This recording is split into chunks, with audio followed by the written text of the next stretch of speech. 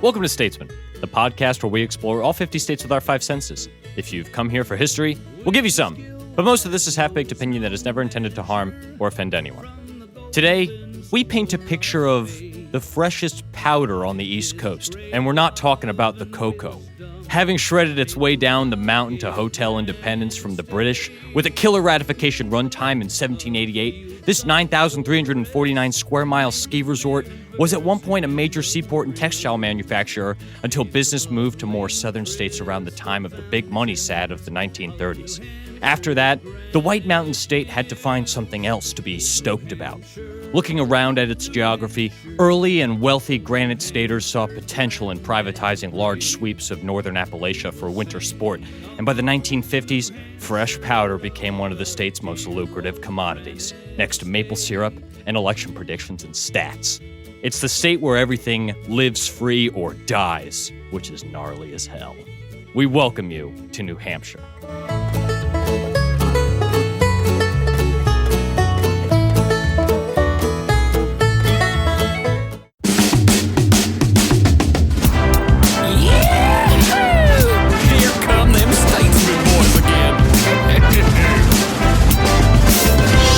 I'm your older statesman, Tim Ferrari, along with my junior statesman, Anthony Rossi. The Hamp. And Stuart Highcar. Live free or kiss this guy. Guys, what do you think of live free or die as this state's motto? I think it's fucking so wow. cool. We're getting right into it so quickly, and I'm so excited about that. I do have some interesting stuff to talk about with the motto a little bit later, but it is, I mean, we can say now, the coolest one in America, probably. Yeah. I don't think so. I think it's whack. What? I think it's whack. Name even one other one.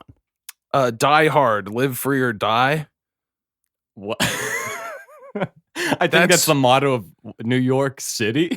No, the motto of New York is Excelsior, which I think is pretty sweet. Yeah, but you're a comics fan, right? Mm-hmm. I like the comics and the newspaper. God, this guy's a funny head till he dies. He does comedy on stage, then he gets those funnies and cracks a rib backstage, right? Sunday morning, I grab those colored-in comics and race off to the bathroom to start my day right. Your dad's like, bring those back. I want to read Prince Valiant.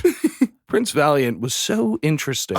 Well, guys, the room is as hot as it is funny, and we've got this hot plate burning right next to my face, and I am getting a little bit charred. I don't know about you guys. I mean, this is the first episode we should, for the viewers at home, where Tim has brought a hot plate to keep something warm on the table. Normally, we warm things in the kitchen and bring them out here, but this one is actively hot. I mean, look, we're not the only thing cooking on this podcast, you know? True. Yeah, and Prince Valiant was like an extended series where every week you'd get a little bit more of the action. Mm-hmm. And Prince Valiant did have a haircut similar to Lord Farquaad from Shrek 1, if you remember. Absolutely. Some say he's the inspiration. Some do say that. How are you guys' weeks? My week's good. I just got a haircut, and the Lord Farquaad comment made me think, maybe my haircut is like Lord Farquaad. I don't think any human man can have that hair. It looks like it's like two black nuts of hair on either side of his head. I don't know. I feel like I'm kind of close to that. If you dipped your hair in some gel at the very bottom and rounded it off, I think you could pull that look. If you dipped your hair into that black tar that we were smelling last episode, then maybe we'd be getting close. But no, I think your new hair, I didn't notice that you got a haircut, but I think when you have longer hair, it's not such a different change. It does look good now that I'm looking at it. That's totally fine, Stuart. Love the layers, love the bounce. You look great. Thanks. Come on. My curls are accentuated. How are you, Stuart? Oh, boy. What a week it's been. Guys, I'm in the throes of pre-production on a short film project and stressing my little buns off about it. You're the busiest I think I've ever seen you. Yeah, which is not saying much. I'm a particularly slothful person when it comes to the 7 deadly sins. I mean, I know it's Pride Month when we're recording this, but personally, I'm a sloth. Tony, absolutely. Which sin are you? This is gluttony. No, I'm not the sin of envy because I've got it pretty good right now. It's great living in the tee-hee-hee capital of the United States, Chicago, Illinois. The what? Chicago, Illinois, the undisputed tee capital of the United States. Undisputed in that no one has ever said that about any city ever. So No, it's a hotly contended title. Gotcha. Okay. Well, it seems like we're all in a pretty poppin' mood today. Yeah, this is kind of exciting. I feel like despite the state that we have to talk about today, I feel like we're going to have a kind of a good time. Whoa, yeah. No spoilers about our opinions on the state, but who are we going to be talking about it with? Well, that's a really good question, Stuart. So why don't we welcome on the guest right now and let him into this hot room? So let's welcome our guest to the show. It's Chicago home-based comedian Aaron Burzak. Hey, thanks for having me. Thanks for coming on the show, man. Hello, Aaron. How are you? I'm doing pretty good. What 7 deadly sin are you? Oh, that's a good one. Definitely got a little bit of gluttony and sloth in me. Sure. Good ones. Pride is up there. Sure. But ultimately, it's wrath. I can't control my temper. Man, you got to stop slamming on the streets of Chicago, though. That's all these potholes. Well, yeah. No, I came out here just to let my mean streak out. You know. Well, yeah. Good for you. You did kick in our front door when you got here. You could have just texted one of us to let I you like in. to announce myself. Right, and that's pride, I suppose, as well. This is a sinful podcast. It's good that you like to announce ourselves, unlike our landlord, Brad, who we know. Keep going. We said we wouldn't do this, but listeners, if you do hear some whistling in the background, that's the wind whistling through our door hole.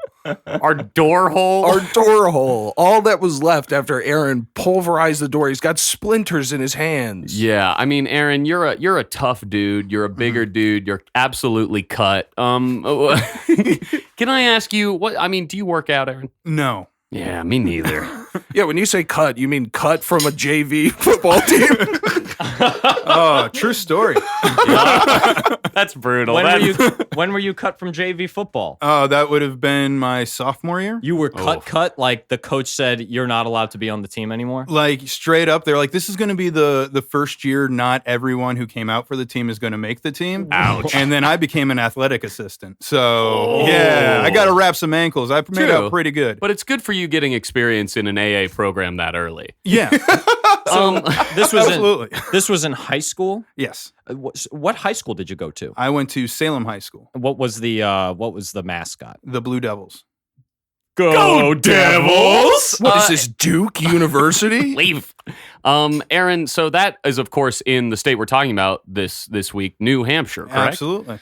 So you grew up there for how long? Or did I moved there in the cusp of 8th grade, 7th, 8th grade. So you would say you spent sort of your burgeoning teen years there. Very much so, my adolescence, yeah. Where are you originally from? I was born in Virginia, but I moved to Wisconsin when I was about 4 years old, and then moved to New Hampshire after that. Would you say that New Hampshire really defined who you are today over Virginia? Definitely over Virginia. Yeah. Certainly. Yeah. Well, if the listeners at home, you'll remember we had on Alan Lucas for our Virginia episode. This was weeks ago, but Tim and I just discovered that the chili that was served on that episode is still in our fridge. Oh yeah, the Brunswick stew is Are still you serious? Yeah, we just saw it yesterday, and it looks fine. It looks fine, but hey, keep it around another week. We'll use it on the July 4th special. Yeah, that would be a fun gift for Alan. Oh, that is a fun gift. Maybe I'll make it again. That's a good idea. Fun. Anyway, we're not here to talk about Virginia. We're here to talk about New Hampshire. We're here to talk NH. So where in New Hampshire did you grow up? I was in Salem, New Hampshire. So Salem. My house was literally on the border of New Hampshire and Massachusetts, right around there. Oh. So it's the southern part of the state. Okay. And both Massachusetts and New Hampshire share a city named Salem. They're two separate ones. So always have to explain I'm not from the which one. Yeah. Are they next to each other? Not at all. No. Oh, wait a minute. Salem, Massachusetts has witches. Salem, New Hampshire has devils. Oh, we're talking sins on the podcast. Guys, I'm freaking out. Well, how did you enjoy you left for college? I remember you were talking about you went to college in Philadelphia, Drexel University. Philadelphia. So I assume you left around 18. How was those, I don't know, 8 years in New Hampshire or so? Oh, full of mistakes. Yeah. Do you enjoy it? Do you have any fond memories when you look back? Do you still go back and visit sometimes? Yeah, I'm heading back in a couple weeks for my oldest friend's wedding. Really excited to go back. I go back normally about once or twice a year. And it's honestly, it's one of the most scenic and beautiful states and I like going out there just to get out on a pond or go hiking and stuff like that. So nowadays it's more of an escape, but when you live there, it's still like growing up. Get out on a pond, huh? That sounds like a lot of fun. Yeah, are you talking during the winter with some ice skates on? No, normally just like in the summer with like a kayak or something. Oh, cool. That must be a short ride. I talked a little bit about skiing at the top of the podcast. Is that something that you're interested in? That you do ski? I never board. Yeah, I never really got into skiing or snowboarding, though it is immensely popular out there. My parents preferred activities where you didn't have to pay a lot of money to participate. Understandable. So I didn't really get as much exposure. Did some cross-country skiing, but that's just complicated walking. Yeah, right? That's like the worst Olympic sport there is because like they love to show it. And especially, what is the one where they cross-country ski and then they lay down and they shoot and then they walk more? Yeah. I thought that was cross country, like the appropriate cross country skiing was you cross country ski and then you shoot shit. Yeah, no, that's its own separate thing, but I don't know what it's called either. Well, Olympic Committee, if you're listening, go ahead and tweet at us with the hashtag. I don't know. What are we thinking? Ski or pee? What is the pee part of that? Well, when you're cross country skiing, you gotta pee sometime. I was going to say P stands for the pop of the gun. P stands for the pond. And get off this pond. What are we? All right, well, let's get off. Tell that to Aaron. Let's get off this pond of self-indulgence and let's jump into the body of this whole thing, shall we? So we're going to explore New Hampshire with our five senses, and the first sense that we're going to get into is our noses. But before we get into our nose portion of the show, I believe Anthony has a game. I absolutely do. It's called the Great Sandman Grab Bag. Okay. New Hampshire's one of New Hampshire's most famous residents is actually not from New Hampshire. He was born in Brooklyn, New York, and I'm talking about the Sandman Adam Sandler. All right, so indeed. This is a two-part game, and the good part about this game is that everybody wins, but there will be one ultimate winner. So what I need you guys to do is just reach into this black bag and grab a DVD case. By the way, it should, for the listeners at home, Anthony has a black bag. You might hear some stirring and whisking as well. That's the preparation of the smell segment. But Anthony is holding a black bag. Inside of it is a white bag. It's double packed. Yeah, I just don't want anybody to cheat and look at the cover art and try to grab for their favorite flick, because I know that there are some classics in here. Understandable. Now, as you reach in, do not look, and feel free to kind of shuffle around the options here. Great. Aaron, you'll be going first, deep in the bag with your hand. Oh, yeah. He's getting real deep in there. Arm deep. Oh, wow. You actually bought DVDs. Absolutely. Oh my God. What do you have there, Aaron? Oh, I have Grown Ups, the classic Adam Sandler, Kevin James. Wow, yeah. Very cool. That is a good classic, too. Love the cover of it. Of course, it reminds us of that famous scene where they're all wearing swimming shirts at the water park. Absolutely. Now, Stu's shuffling around in there. He's pulled out an option. I of course, grabbed Grown Ups 2. Yeah. Also, on the cover of Grown Ups 2, interesting, they're jumping into water again in swimming shirts. Do these guys not have the confidence to go topless? What's going on? Okay, well, sick. I just reached my hand into this thing, and I got the longest yard, which is I'm actually really excited about. Here comes the boom! Now, guys, Adam Sandler, of course, these are all classic films that make us all laugh. If you take a peek inside these covers, though, you'll notice one thing. Whoa, they're empty. Yep. What the fuck, Anthony? They're empty, but I have here several envelopes. Okay. Now, you guys are going to walk away with whatever combination you pull, but if you happen to pull the DVD that belongs in there, you win the final DVD. Okay, I guess I'm a little confused what the game aspect of this is. A game of chance. Yes. All right. I think he's just trying to give away his Adam Sandler movies. Seems that way. No, I actually bought these specifically for this purpose. Aaron, why don't you grab a DVD? So you'll be walking away with Grown Ups cover, but what DVD is going to be in there? Well, I've got the longest yard. Oh. So only one person left at this table can win the game. Damn, yeah. All right. I guess that disqualifies Tim from winning the game. Okay. All right, but Tim, why don't you grab a yeah, DVD and you then should we'll pick- see what happens. Just to see what you get. It could be exciting. It could be pretty lame. Let's see what happens, Tim. Go ahead and grab one of those Either way, envelopes. it's exciting. Here, okay, I'm grabbing this envelope here, and I pulled Big Daddy. Whoa! Hell yeah. Wow. Okay. None of us picked that one in the first place, so maybe I'm the winner by default. Yeah, big surprise. Who's on the cover of the DVD you pulled there? I can't tell, but it's a man in a red and yellow jumpsuit with. Who is this? That's the Sandman, oh, dressed up in a scuba suit. and who's the Sandman?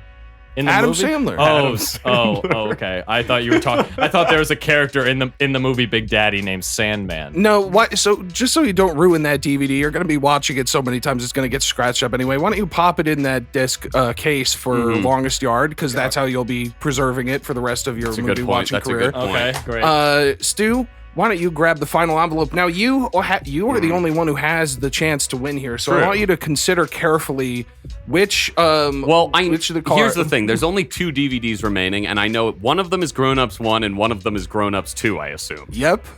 So no matter what, I am going to be walking away with a fat W because these are some of the best comedies of the 2000s, right, guys? Yeah, for and I'm sure. shuffling the Absolutely. 2 envelopes. It's the so Stu Expendables can't of cheat. comedy. Oh, have you guys seen either of the Grown Ups movies? No. I think I've seen the first Grown Ups movie. Oh, I don't think I've okay. seen Grown Ups 2 though. Grown Ups 2 is arguably a plotless film with the worst writing I've ever seen, but I've seen it multiple times for some reason. Grown Ups 1 though has chocolate wasted as the joke, right? Yeah, that's the chocolate I wa- want chocolate wasted. Yeah, Yeah. but Grown Ups 1 also has that great gag where they're like, Dad, don't pee in the pool. There'll be the chemicals in the pool that make your pee blue. And then right. the whole pool is blue when Kevin James friggin' dumps his gallon or whatever. We all remember, but Stu, you've pulled a DVD. Now, have you won this game? I will be revealing it. You're all just looking at your reflections in the back of the DVD right now. This is great radio. Are you ready for the flip? Yes. Well, I'll count down from 3, but I can stop at 2. It's Grown Ups 2! Oh my God, you have won, Wow. which means that you also get the case for Big Daddy with Grown Ups 1 inside. Well, that's A not double that's not, hold DVD on. That's pleasure. not, I don't want that. Too bad. You won. Okay. Wow. You know, I'm kind of glad that we didn't get like his later films like Ridiculous 6 or Sandy Wexler. Well, of course, those movies were only released on Netflix, so it'd be pretty hard for us to have a physical DVD. Oh. Well, they wouldn't release DVDs of that? Like not even in the bin? No. Oh. They would be absolutely pissed. Just like Aaron seems to be about the game's concept in general. Aaron, No, I'm thrilled. I'm going home and watching this tonight. The Longest Yard? Absolutely. God, remember when Chris Rock gets blown up and they're all sad about it? It was. I love The Longest Yard. Yeah. Anthony, is this the whole game?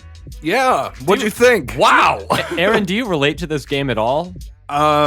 I mean, I did watch Adam Sandler films in my youth. Okay. Just none of these. Sure. Did you know he had that New Hampshire connection? Because he does talk about it in several of his films. I'm well aware. There's actually a few prominent comedians from the same town as him. Oh, is that Is that so? true? Interesting. Who, do you know who? Yes, I do. I was wondering if you did. Oh, I what can know we guess? Sarah Silverman. Sarah Silverman for Sarah, one. the Silv dog. And then I think John Mulaney, I thought I read somewhere. I think John Mulaney's from Chicago. Yeah, John correct? Mulaney's from here, but both Seth and Josh Myers Oh, yes. are That's from nice. Manchester, New The Hampshire. Myers brothers. Exactly. So Wow. funny. And you. Yes. Yeah. Yeah. Now, That's a good point. now speaking of cast members of Mad That TV. household name. yeah. Cast members of Mad TV. Stu, do you think that Aaron looks like Ike Barinholtz. God Yes, I damn did. it, every time. Aaron, I am so sorry. And it sucks because, I mean, you're in the Chicago comedy scene now. Yeah. Where Ike is a monster who we pray to day and night like he's our mecca. But how do you feel sort of resembling him? I've never considered him an attractive man, so Yeah, he definitely gets a lot of side roles. But if you've seen Blockers, he actually delivers a great performance. So maybe you have a chance to get cast as him in Blockers too. Absolutely. And real quick, I just want to take a look at that Grown Ups DVD cover. If you had to marry one of the Grown Ups, Okay, and we're looking at the Grown Ups from Grown Ups 1, which of course includes Rob Schneider, who was left out of Grown Ups 2 because of his anti-vaccination politics. Oh, is that really true? Robbie Schneider is anti-vax? Yep. I was going to say I was going to marry him until I learned that information. Why, you want to hurt your kids? Well, no, I don't. That's why I will not be marrying him. That's Rob fair. Schneider is anti-vax because he believes that the plot of The Animal actually happened. Okay, out of these Wow. 5 grown-ups, Aaron, who on there is catching your eye? Romantically, of course. David Spade. Oh, The Spader. Wow. Let me ask, is he wearing a hat on the cover of your DVD? No, he has a headband on. Yeah, he's wearing a hat in mine. Does anyone else think that David Spade might not be confident about the top of his head? Strong possibility. I don't want to hurt his feelings. Anthony, who do you want to marry of the grown-ups? Kevin James and I have a lot in common, but maybe we'd rub each other the wrong way because we have a little too much in common. I'm gonna marry Chris Rock. Ah, you're going to give him a big rock for his finger. Absolutely. Man, Nice cubic zirconia. the remainder of these, Yeah, it's getting tough. Of these husbands, I don't know if I can really pick one. I guess Kevin. I mean, I really don't want to marry Rob Schneider or Adam Sandler. Yeah. I feel like Yeah. Adam Sandler kind of has a smelly weenie. Okay. Sort of weird, but okay. Jesus. I guess that leaves me picking between Kevin James and Rob Schneider. Gotta go with Rob Schneider on this one, Wow. guys. Have you seen Rob? His Netflix series? What is it? I have not. It's Rob, but it's with Oh. 2 exclamation points, one upside down in the beginning because the premise of the show is that he marries into a Latin family, and it's like, how's Rob Schneider gonna handle that? I don't know. I think it was canceled, but he's my husband now, so I gotta watch it. What am I gonna do? Sounds like Rob Schneider himself was canceled after those anti-vax remarks. nice, dude. All right, y'all. So we have a lot of watching to do after this. I would say right away, this is the most successful game in Statesman history. Yeah, Aaron, I know we told you the record was going to be 2 hours, but we're also going to be watching 4 full Adam Sandler movies after this. So what are we going to do? Well, we should move on to the next segment. I shall agree. We? All right, cool. So that was what was the game called? The Great Sandman Grab Bag. Okay, well, that was the Great Sandman Grab Bag. Let's move on to our next regular segment. We're gonna start exploring new. God damn it! We're gonna start exploring New Hampshire with our 5 senses, and Yeah. to start, we're gonna start by smelling what New Hampshire has to offer. So, what I've done is I've prepared a very, very hot pot full of some brown stuff, and what we're gonna do is pass this nice hot stuff around and see what you guys can get out of it. Now, this pot is hot. This pot is hot. Do not touch the red part of it. It's red hot. It's glowing red. It's burning through the table. I'm putting my schnoz deep into it now. All right, go ahead, Stu. Tell us what you're kind of pulling out of that. Ooh, that smells really good. It's chocolatey, of course. Of course. You said brown stuff. I was a little worried. What with the grown-up style potty humor available on the table. But no, it's certainly a cocoa, but it's like a creamier cocoa. I don't know. It reminds me of it smells exactly like something I've tasted. I can't put my finger on it. Aaron, what do you think? I don't know. It seems like a watered down brownie mix almost, but Ooh. yeah. But okay. I don't think that's what it would be. I hope not. I don't understand why that would be.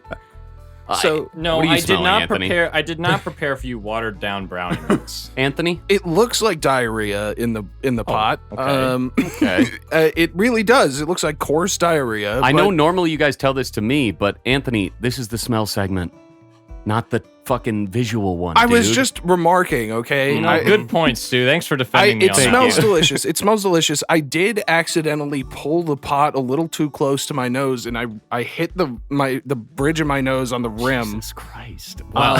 Well, so what I've prepared for you all today is it's not necessarily a smell that is commonly or directly associated with New Hampshire, I would say, but more tangentially, just because of how well known it is for its ski resorts. And honestly, when you're traveling down a nice run off the top of a mountain, Double and you black get- diamond. and you get to the bottom to the resort, and you want to sit on a nice wooden porch in the cold, what better thing to drink than a bunch of hot chocolate? Very nice. That's what it is. Aaron, Very I know thick that hot chocolate. Yeah, it is so thick. It is a thick hot chocolate. And before I before we started recording today, I was saying, "Oh, I fucked this up. Oh, I fucked this up." Yep, and I definitely did fuck it up because I don't know what happened, but it is just a thick mixture of chocolate at this point and not milky enough.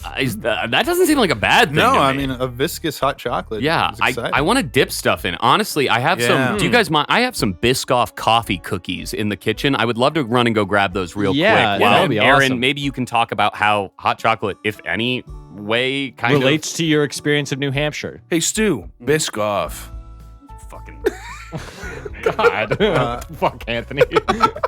Aaron, does hot chocolate relate to your experience in New Hampshire whatsoever? Absolutely. I don't think there's anyone who's like lived in that climate who doesn't have like, hot chocolate related memories. Yeah. You know, that was definitely my parents' main form of bribing me into like shoveling the driveway. Was like, yeah, we go out, I'll make you a nice hot chocolate when you come back in. You know, and yeah, that's actually kind of nice. Yeah, nice way to warm up. You know, when your bones are freezing, chattering, you get that really hot piping chocolate. Yeah. What I added to this one, I added a little bit of cayenne pepper. I added some cinnamon, so you're gonna get a little bit of spice, a little bit of sweetness. So why don't you go ahead and dip your little crackers in there and let's see if this actually tastes any good. You know, when you said a little bit of sweetness and a little bit of spice, a little kick, that reminds me of the reviews I read for Big Daddy when it came out. Pretty sweet, but it's definitely raunchy, huh? Super spicy, and it's gonna kick you in the face with comedy. That's tasty. Stu doesn't fly enough to get his fill of these airplane cookies in a year, so... I love these cookies, guys. They're some of my favorite foods. What, Aaron, you know, what other smells of New Hampshire would you commonly associate with the state? You know, I could pull out maple syrup or like, you know, the smell of a hot mountain. Yeah, Hot Mountain's up there, I'd say. No.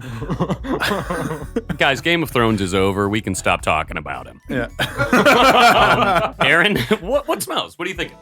I don't know. Like for me, it's a lot of that like smell of nature vibe, like being out in the woods and you get that like, you know, that fresh, crisp smell. A smell that I really am trying to tap into in the core of its essence. I mean, its essence. You've been trying for 30-something episodes to capture the idea of fresh air from a state, and it's just not difficult to get. Yeah, it's impossible. It's like lightning in a bottle, but I think. Well, no, I think one day science will prove that I can do such a thing. Well, we can only hope that we're alive to see it. I'm looking up the mountain and I'm seeing the snow-covered summit, and I'm wondering if I'll ever get there. But I think with the help of my friends, maybe I will. Grab my hand. I can't reach. Grab my foot. I can't reach. As grown-ups teaches us, with a little help from your friends, anything is possible. I love this. All right. Well, that was my that was my spell segment. But we have to find a way to rate it, right? Yeah. And I think I have the right scale. Stu, let's hear your scale. We've been talking about Adam Sandler this whole time. So, Aaron, out of the ridiculous 6, how many ridiculous characters would you give this smell? You know that it's. I love chocolate. It's very welcoming. Reminded me of home for sure. So I'll give you all ridiculous 6. Wow, I'm totally ridiculous. Okay, cool. I have achieved a full ridiculous 6 cast of an Adam Sandler and it's movie. up for the viewers at home to see if that's a good or bad thing to be a full ridiculous 6. I guess that is true. There are a couple of really, really distasteful jokes in that movie. But in any case, I have achieved all ridiculous 6 of them. So that was the smell segment. We have another regular segment prepared for you all, and I believe Stuart has prepared it for you in an auditory way. Holy diver, you've been down too long in the midnight sea. Oh, it's becoming over. This is so rad. No! I didn't know that this is from New Hampshire at all. Yeah, dude. So that is, of course, Ronnie James Dio. Wow. With the song Holy Diver, one of his biggest hits ever. Dio was born in Portsmouth, New Hampshire, which is, Aaron? Yeah, no, I've been there. Okay. Nice little ocean town. Yeah. Wow, would you expect the king of heavy metal vocals to come from there? I honestly was not aware he was from Portsmouth. Well, there you go. I'm pretty excited. There's a nice little tradition. Let me inform all of you guys right now. Dio, of course, performed with multiple metal bands throughout his tenure as a singer, most notably taking over for Ozzy Osbourne when he left Black Sabbath in 1979. Is Dio only one dude?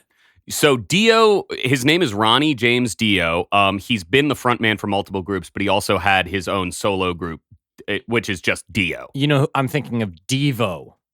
Ah, Definitely a different type of group. Yeah, that was Whip It. look, Yeah. I know you're thinking of Whip It, and it's because on the cover of this album for Holy Diver, the devil is whipping a priest with a gold chain. Yeah, You know, another really cool album cover would be the devil doing whippets.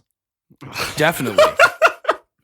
Well, as a child, Dio was a trumpet player, which he says paved the way for his iconic voice and breath control. He never took any voice lessons of any kind. Yeah, a trumpet player. That's why there are 2 horns on the cover of that album. Oh, you're talking about the metal horns on his hand?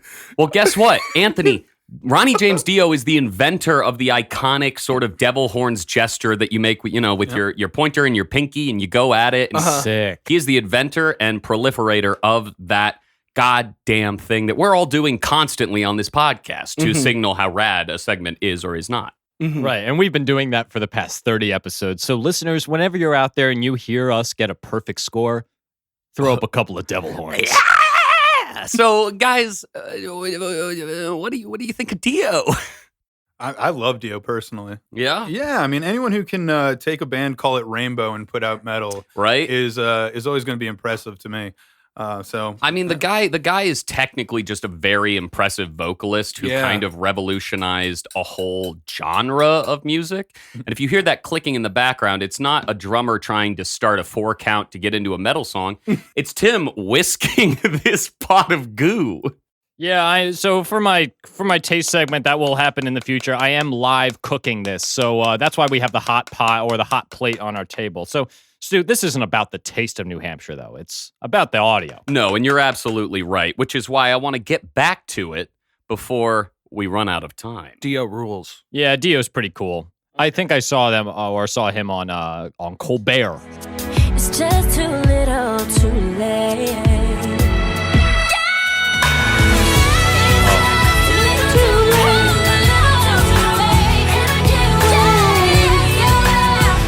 Oh, I forgot she was from New Hampshire. Did you at some point know that? Yeah. That JoJo, of course, was who we were just listening to with her song Too Little Too Late, is from New Hampshire. She was born in Vermont, but raised in Keene, New Hampshire. Wow.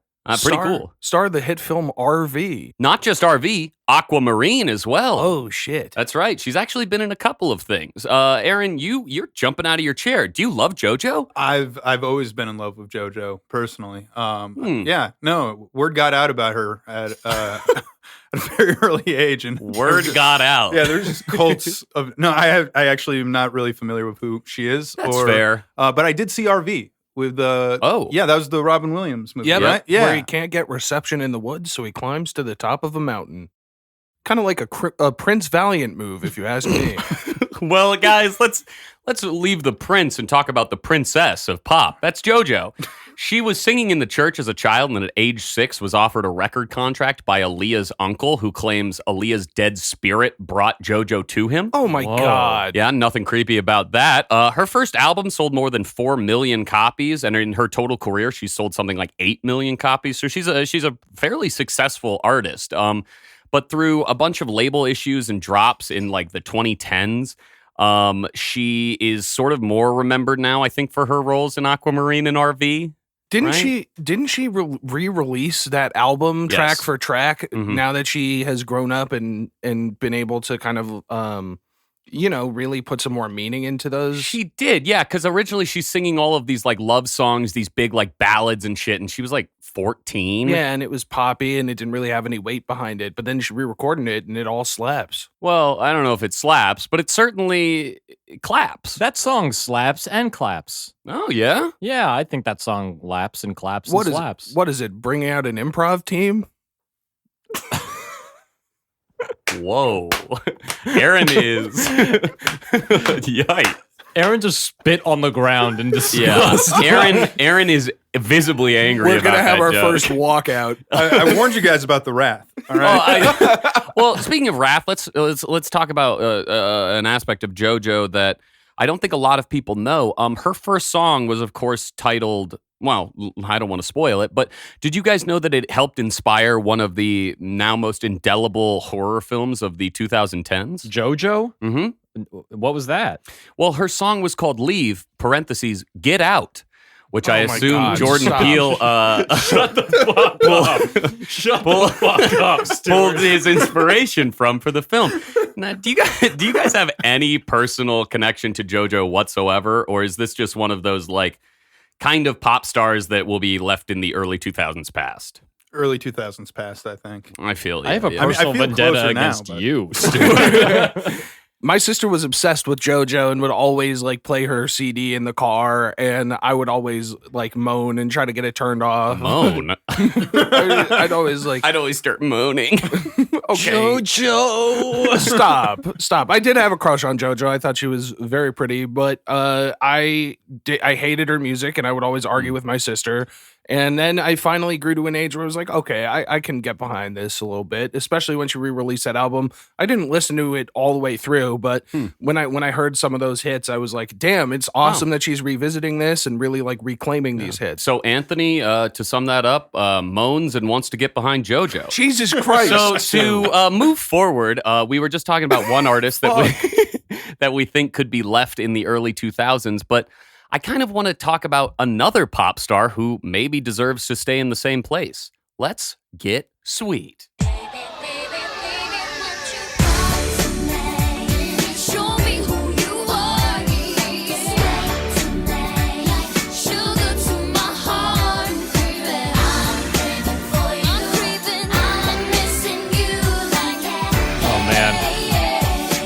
The song's name is Candy. The singer is Mandy Moore, that is.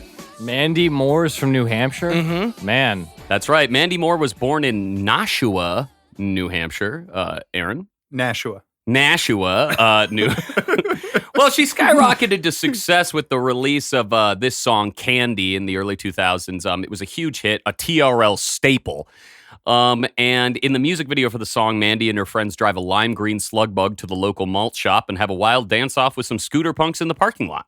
I didn't know that Mandy Moore was a singer before she was an actress. Exactly what I wanted to talk to. After earning 2 platinum albums, she transitioned mostly into acting. Now she's known for the NBC show This Is Us, where she got nominated for like a Golden Globe and won like a SAG Ensemble Award. Shit. Yeah, This Is Us is a very popular show. She's on it, but something I want to talk about a little more with you guys and see if you remember it, because it's more. a little bit Mandy Moore with you guys, is that she was also in a movie called Chasing Liberty, where she played the president's daughter. Yeah. Yeah, I attribute this film as my sexual awakening as a very, very young boy. I remember seeing this in theaters, and it's like a PG romantic comedy about like a Secret Service agent falling in love. And I thought Mandy Moore was the prettiest person I'd ever seen. And I'm shook up right now. You hear that sizzling. It's not Tim baking whatever he's making. It's me steaming up thinking about Mandy Moore. Aaron, what was my first sexual awakening? Was Britney Spears, 6 years old. What was your sexual awakening? Well, funnily enough, it actually was Mandy Moore, but for me, it was A Walk to Remember. Oh my God. A hot roll, a spicy roll. For me, it was Odie in the Sunday Funnies. Oh You my wanted God. to- You weren't a normal guy? You wanted to fuck a dog, Anthony?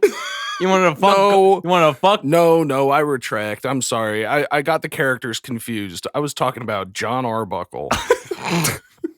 An absolute hottie. Well, I mean, do you guys have any particular feelings about Mandy Moore, or like what's the deal with Mandy Moore? I'm just surprised that she was a singer before that she was an actress, and I wonder where Mandy Moore is now, because I want more. She's on This Is Us. Pretty easy to yeah. find. Yeah, dude. Yeah, God damn it!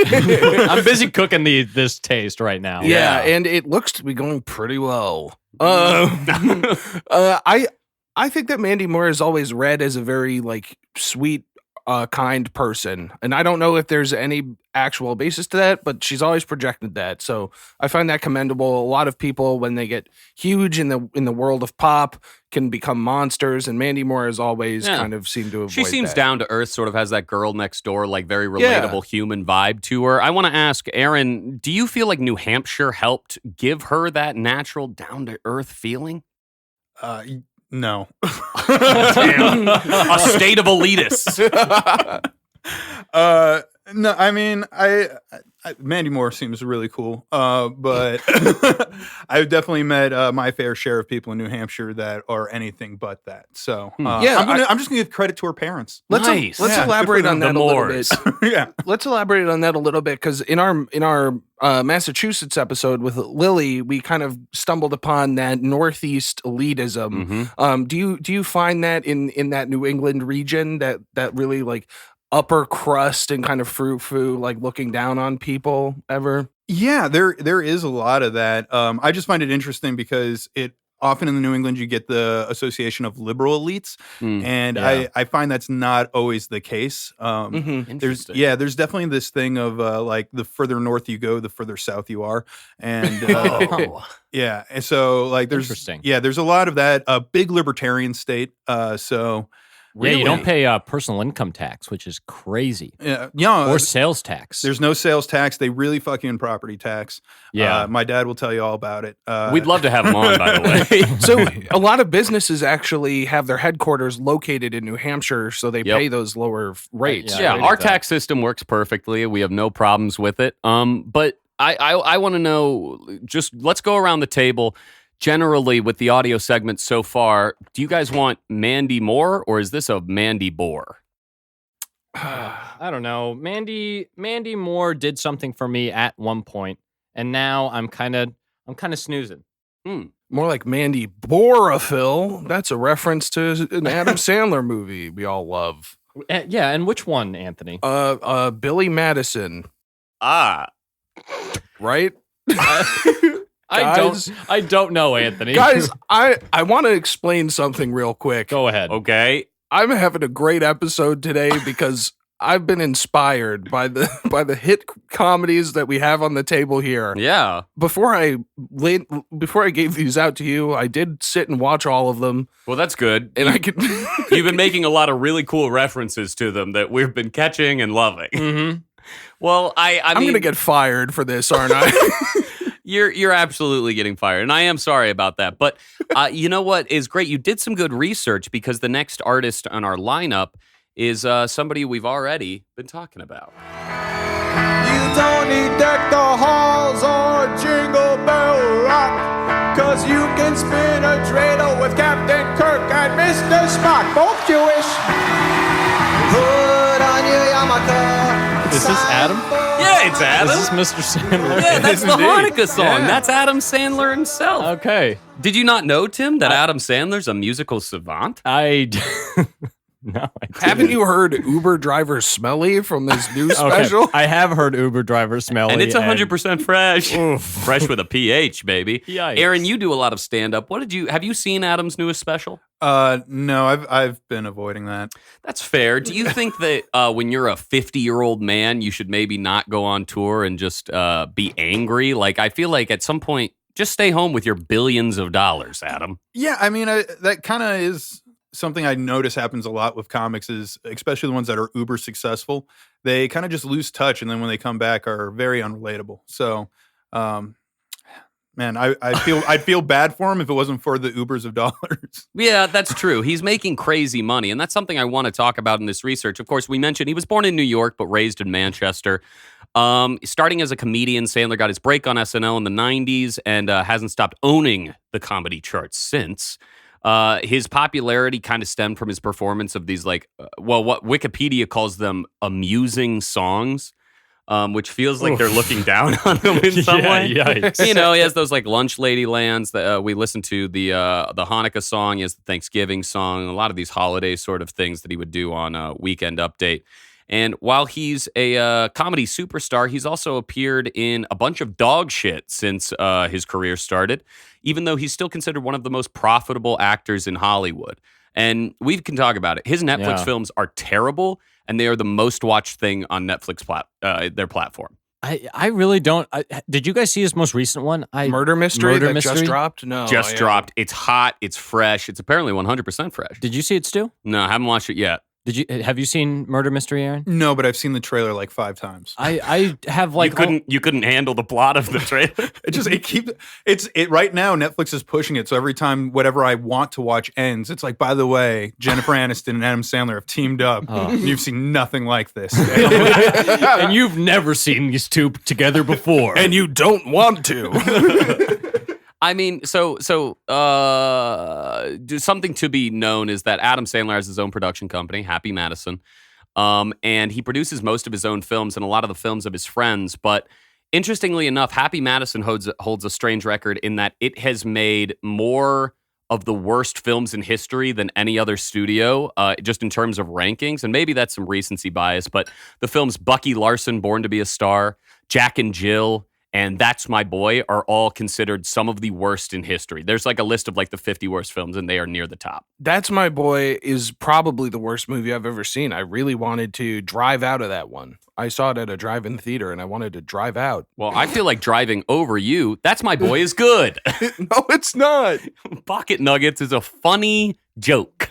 What is a pocket nugget? Guys, this is the New Hampshire episode, not the Sandler episode. What is New Hampshire but Adam Sandler, like, it turned into a state? It feels like it's blue collar, but it's also really rich and elite. Like, it feels like a good representation. Aaron, what do you think? Does Adam Sandler kind of represent your home state? I mean, yeah, to a good degree, I'd say.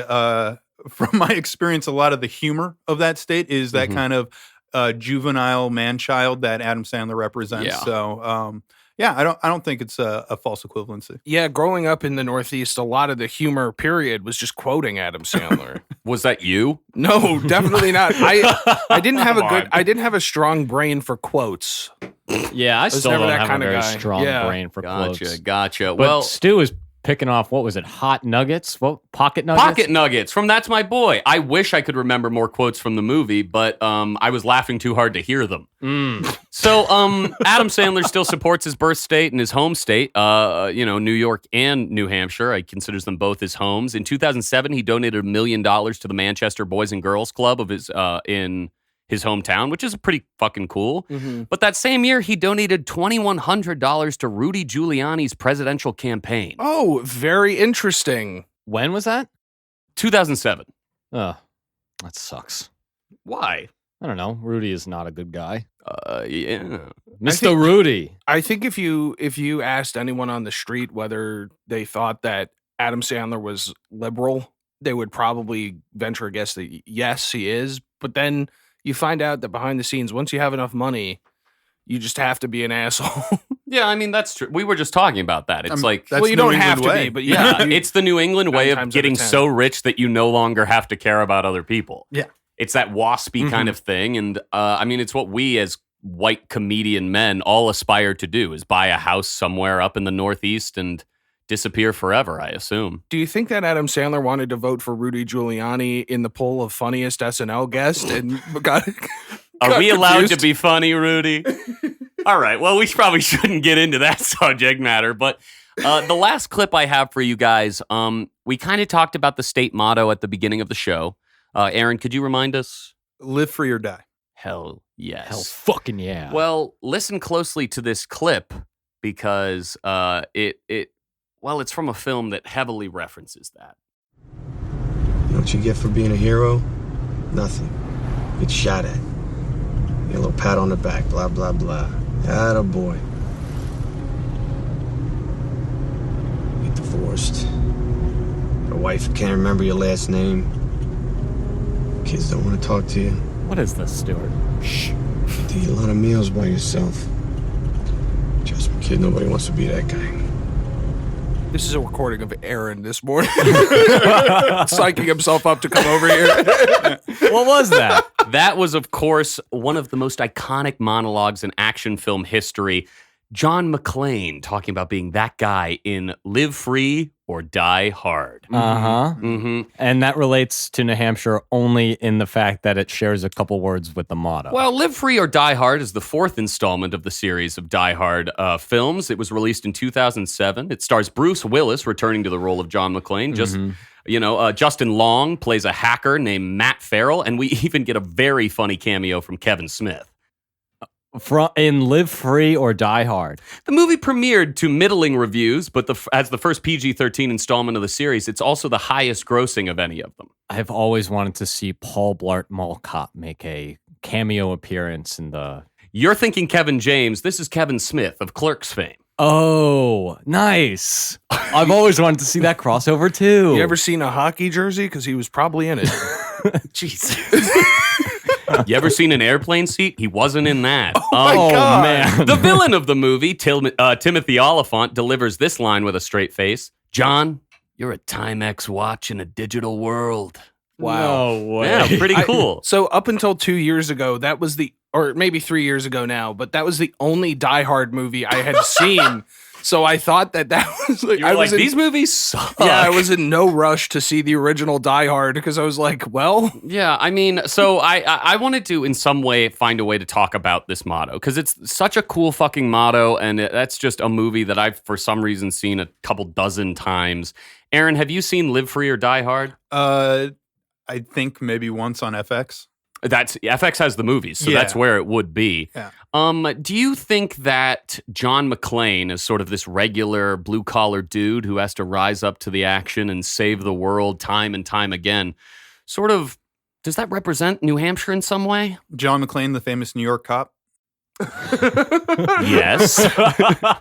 No. Wow. Well, I mean, do you guys? I just wanted to try and start a conversation on the motto. I mean, I think it's such a cool way of representing that early American spirit of like, don't tax us, would rather be fucking all dead than have you in control of us. And it sort of speaks on the freedom of America while doing it in a badass way. And while a lot of things have changed to become a little bit more rounded on the edges, this feels like a badass thing that's been written since, I think, 1800 is when the slogan was created. yeah. Well, it was officially adopted in the 40s.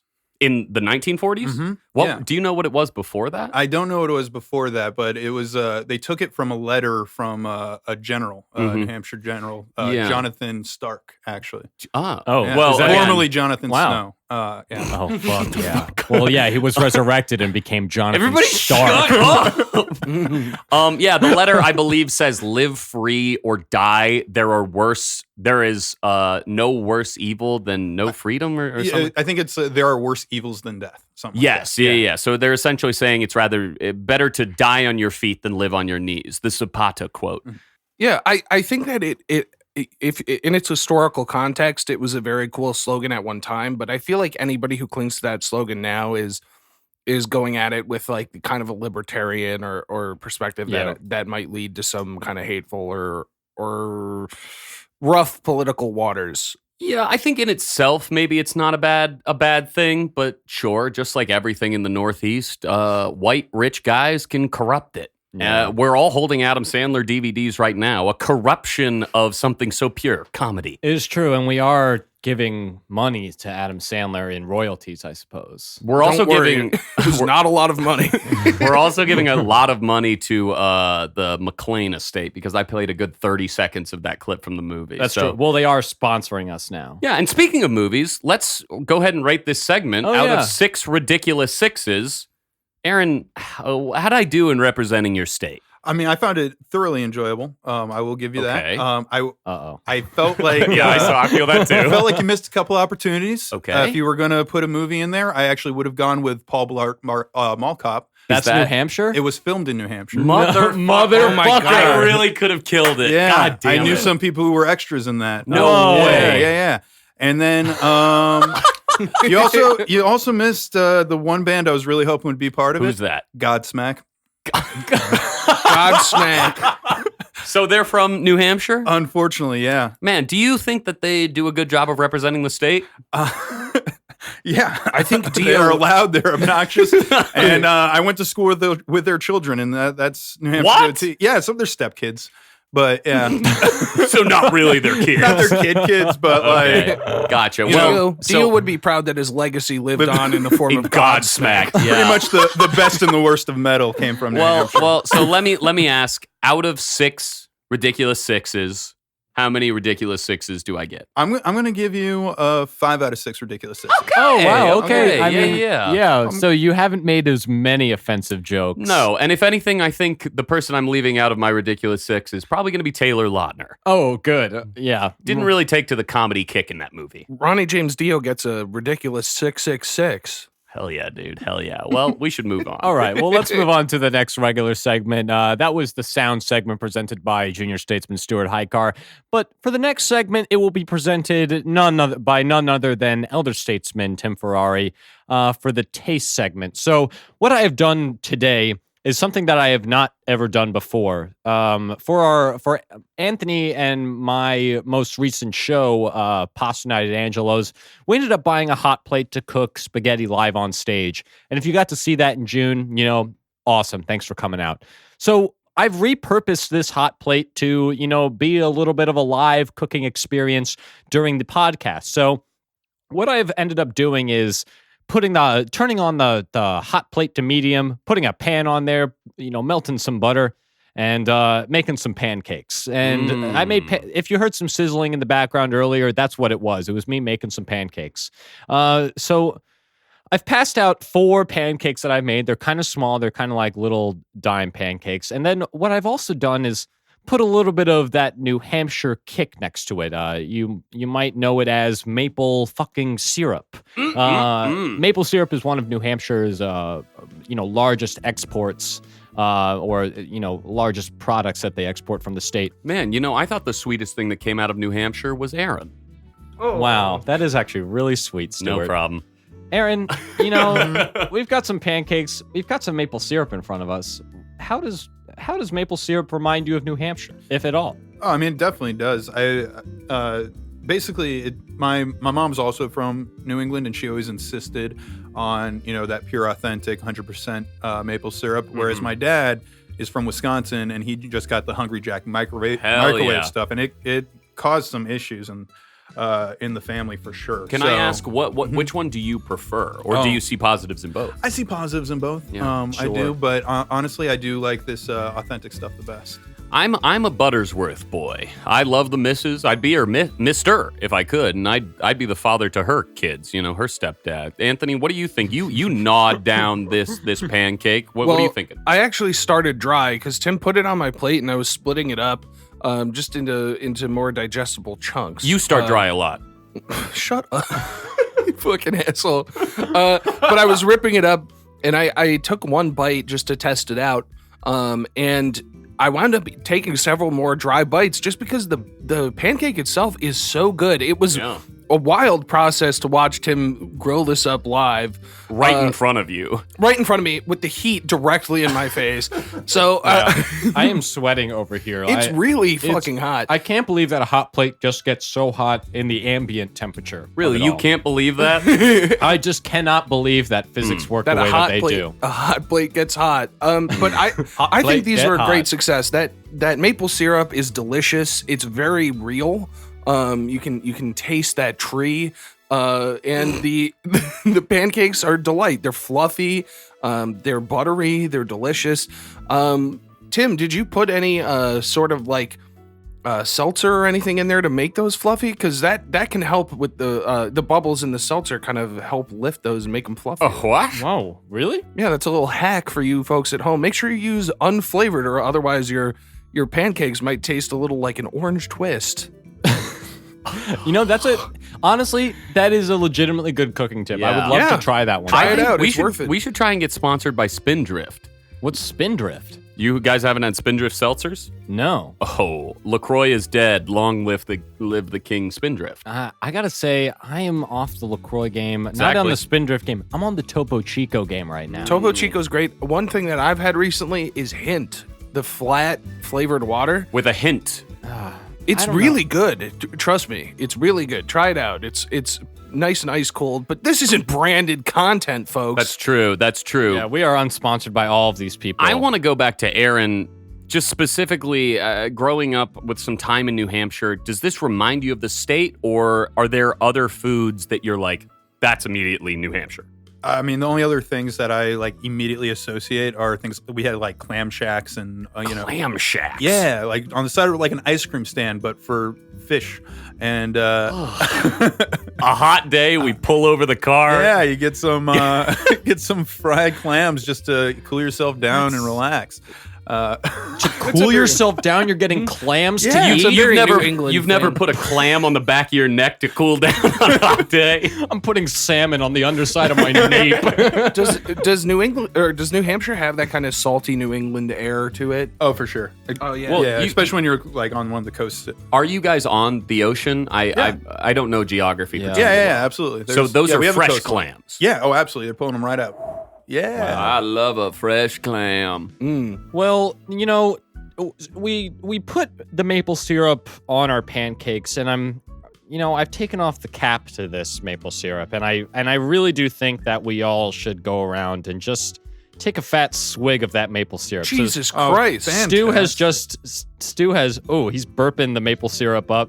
Stu had at least a full shot's worth of That was too maple much. syrup. That was so actually too much. This is Canadian maple syrup. Yeah, and I can taste it. Yeah, it Ooh-wee. is not New Hampshire maple syrup. I got it from the Trader Joe's. Ooh, Aaron, Yeah, it's worth. that didn't sit with you well. Now, I'd rather just drink alcohol. Yeah, Anthony's finishing the bottle. Just a little kiss. What did you think, Anthony? Anthony's So hand good. literally shake. Don't snort the maple syrup. I am not going to hand Anthony anything ever again. He burns himself on pots and he snorts everything you give him. I cannot believe you did that. Oh man, it's not going up well. No shit. Trickling back out. No But shit. that's nice and sweet. At least it will smell good for the rest of the day. For the rest of your life, I bet.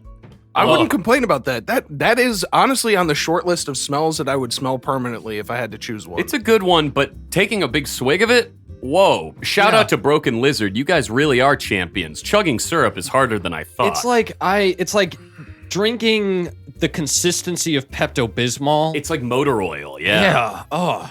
Aaron, It doesn't go down easy. You seem to be handling it like a champ. Yeah. Is it that New Hampshire blood? Yeah, absolutely. You're already like 50% syrup, right? easily. Yeah, you put a tap in me, it's just going to start pouring out. I have one more question. There's a lot of like sap houses is that what they're called? I have no idea. Sap House sounds like the White House.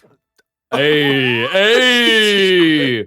Have you ever been? The quickest joke is the best joke. Sorry, That's Tim. true. Keep no, going. No, you're great. What are sap houses? Have you ever been to one? Is that something that New Hampshire people do a lot? I can't say I'm familiar with sap houses. If I had to guess, it sounds like that's where they collect syrup. Yeah, that's where they that's where they get like the maple sap to make. Yeah. maple Again, syrup. I don't think Sap House is a real term. I would assume that's something that like elementary school kids go on a field trip for. Oh, and you missed I that. missed elementary, so I probably didn't get that full experience. But You went to elementary school in Virginia. well, no, in Wisconsin. Oh. I was Virginia only until I was 4. Oh, so shit. you've lived in a lot of states through your Yeah, I life. bounced around. Wow. So you've seen a good handful of them. I mean, this taste is delicious. Mm-hmm. Is there anything else that New Hampshire kind of has to offer other than maple syrup? Well, there's maple syrup. We've got those hot Clams. clams, a delicious summer treat.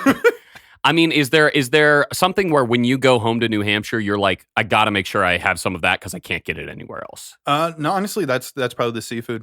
Absolutely. Oh, yeah. I love That's it. probably the I guess it seafood. makes sense. Yeah, because Oh, all a that out lobster there. roll. Lobsters out there. Yeah. Tim, I mean, let me yeah. ask, why didn't you fry up some clams in front of us today? You know exactly why I didn't do that. Is because every time I do it, I fuck it up. Yeah, Although get us maybe pretty there sick. will be one time where I get to use the hot plate for some seafood Ooh. and cook up live some seafood. Well, yeah, you've done so well preparing seafood not on a hot plate. How could that go wrong? And Yeah. definitely like not under a time constraint of it being and a live. lot of pressure of us looking at you. All right. Well, speaking of a lot of pressure and looking at me, I think we have to rate the what is it? Well, a lot of pressure looking at you. Those are two things that are not associated with Ridiculous Six. No one's watching it and no one cares. Out of Ridiculous Six, Aaron, what would you rate this taste segment? I mean, the pancake part was phenomenal. Excellent. But then that swig, just Oh no. didn't care for it, and I didn't get my hot clams, so I'm going to give it a 4 out of 6. Ridiculous. Man, I honestly thought that this was a shoe-in for another Ridiculous Six, but It was good, but I think your mistake was forcing us, Was holding us forcing down and making us to sip drink that syrup. maple syrup. Damn it. I would give you a 6 out of 6 for that. Okay, well, your opinion doesn't matter, Anthony. That was the taste segment. We're going to move on to our next regular segment. Anthony has prepared for us a visual presentation, and I'm pulling up the laptop right now to hand over to Stuart. I'll move it across the table so that Anthony has zero access to how quickly we go through it or how slowly we go through it. Because who knows, Anthony might just take all my dead skin cells off of my keyboard and snort those if he gets his hands on it. Jesus Christ. Fucking freak. Yeah, fucking freak. Little fucking freak. All right, so Anthony, why don't you take it away? All right, New Hampshire. There's the name of the state. We can move right into the slideshow. Here we have the state outline, an interesting shape. Kind of looks like an upside down slice of pizza or perhaps a sailboat. What are you guys seeing when you look at that state? It's kind of narrow, wider at the bottom. Yeah, Aaron, I'll let you jump in first. I mean, this is your state. Do you see anything? I've always just seen an upside down Vermont. Ah, sure. It's like the opposite triangle. Well, you guys are pretty close to each other, right? Yeah, like Vermont's this section. Yeah, On you're the west literally side. the Yeah. yin and yang of Northeast. Absolutely. The two Geography. states 69ing each other. Okay. You got Vermont, Bernie Sanders, the pure liberals, and then you got the libertarians. It really is just that back and forth of ideology. Love Dang. that shit. Any border wars? Not to my knowledge, no, but Damn. I'm sure that there's some words passed by. Oh, for sure. Drive through. I bet there's some insults thrown at the sap house. I like this state outline. So are you telling me that this sort of bottom right, is this the coastline? No, coastline's like right around here. Okay. Yeah. Yeah, and then that straight line is the border with Maine. Yeah. Gotcha. Okay. And then you got Massachusetts down here. So it's like Maine comes up this way. You got coast right here, and then Gotcha. extend further down. Is there a lot of like beach activity over there? Like, is there a beach that people go to? Oh yeah, there are tons of beaches over there, and there's a lot of port towns and things like that. I'm sorry, pork towns? Port. So Oh, come on, You know, for Stuart. ships. you I fucking- heard pork. Putting the ham in New Hampshire. What's God. next, Anthony? Oh wait, no, we have to. We haven't even gone around and said what this thing looks like. Oh, I true. personally think it looks like a chud with a big forehead on it. Okay. You can see at the bottom right that like little eye. It's got like a little jaw mouth thingy, and then the straight line from Maine. I think that's the long forehead of the chud. What the fuck?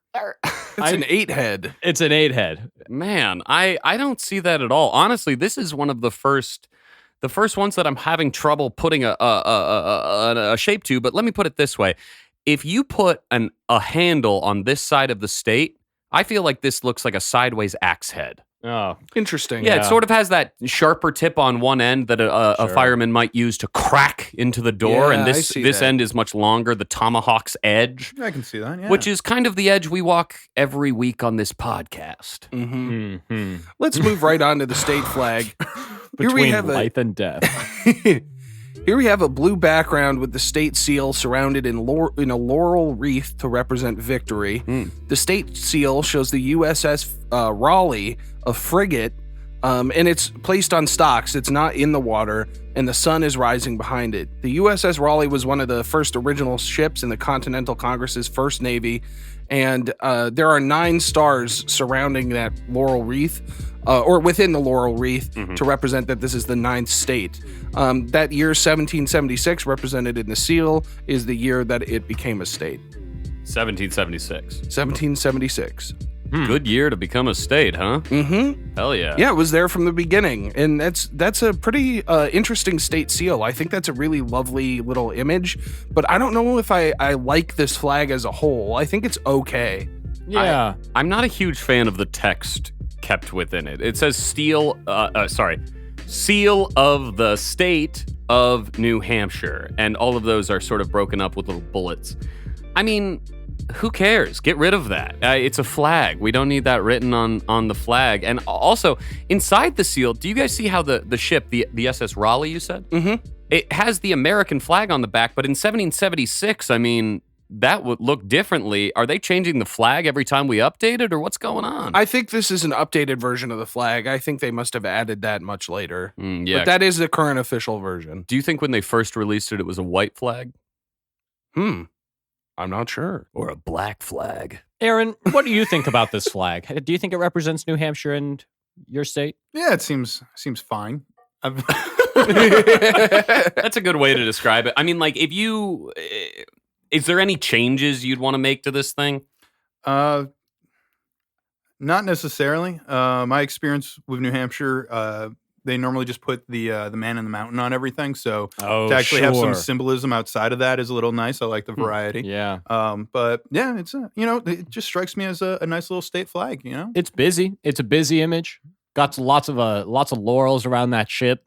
I think. Yeah. Well, we have 2 levels of laurels, right? Yeah, we've got the green laurels on the inside, and then like a ring of gold laurels on the out. Mhm. I think I would prefer strip all the laurels out of there and get the circle and the letter out of there, or the text out of there, and just keep that nice ship and sunset going down. And you've got a beautiful looking seal and flag. Yeah, maybe just blow that up a little bit, increase the size, get rid of the other garbage, and you're looking pretty. Yeah, I mean, I think none of us, of course, are designers, and we're all speaking from a state of total. What are you talking about? We have designed the perfect podcast. Jesus Christ. We could probably move on, right? Yeah, let's go to that next slide. Can.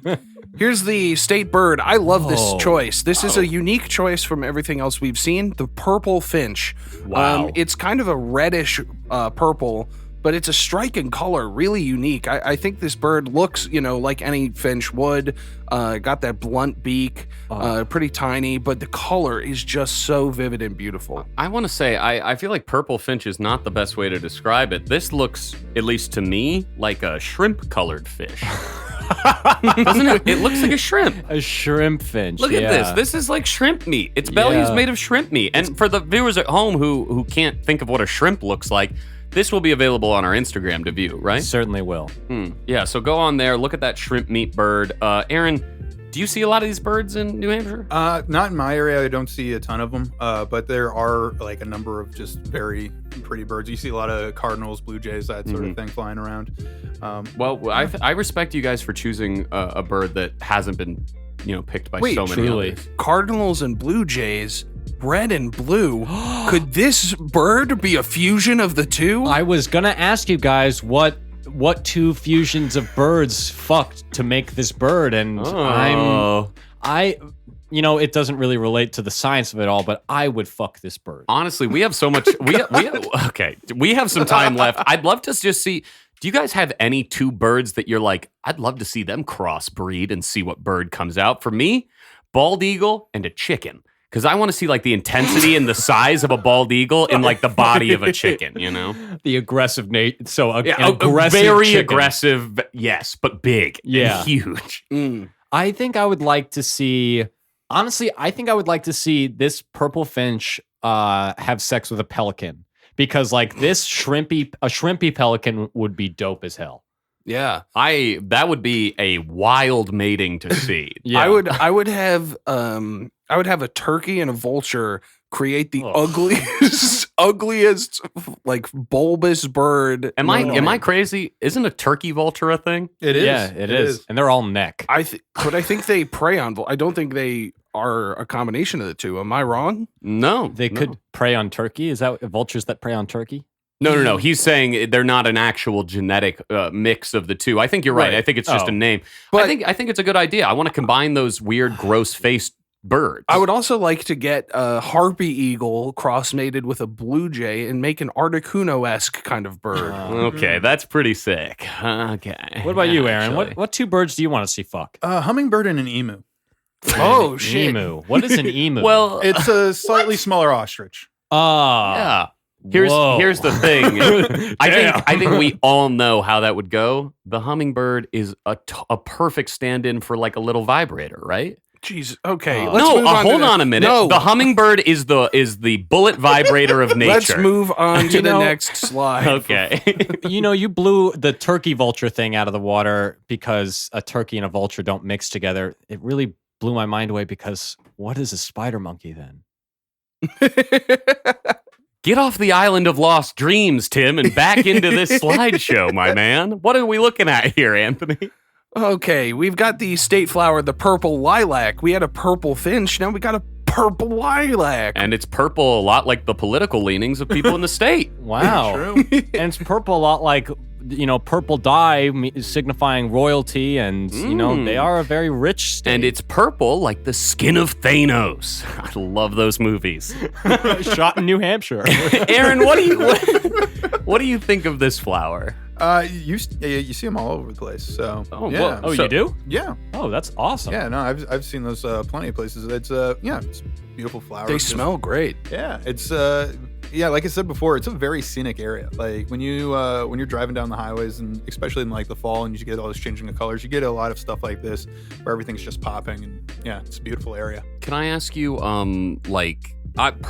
I have never thought of New Hampshire as like a very natural, rugged state, but is that what, for the most part, it is? I mean, not all of it, but when you head up north, in the White Mountains region, right, there's a lot of that. There's a section called the Kangamangas Highway. One more time, please. The Kangamangas Highway.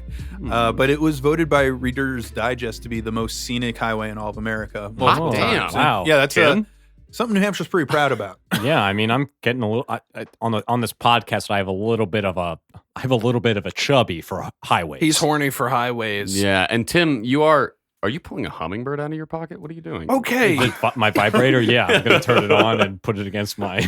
Everybody's turning this podcast off. Let's move on to the next slide. Tim's balls look like a turkey vulture. Jesus What's this? Christ. It's all neck. Okay. Here we have Manchester, the most populous city in New Hampshire and the most populous city in all of New England. Whoa, really? Yeah, Wait, truly. Does that include Boston?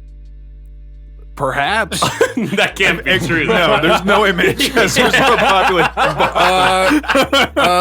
Guys, don't blame me if this research is wrong. Yeah, you did it.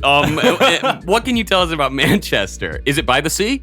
It is the most populous city in No. New Hampshire.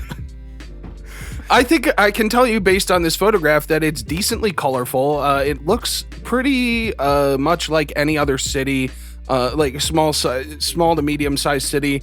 It's got brick buildings featured heavily right at the front of this picture, and then one black skyscraper, and then what looks to be like a hotel with like the brown brick. I don't know. It's fairly nondescript. It doesn't necessarily look super huge, but there are a ton of people crammed in here.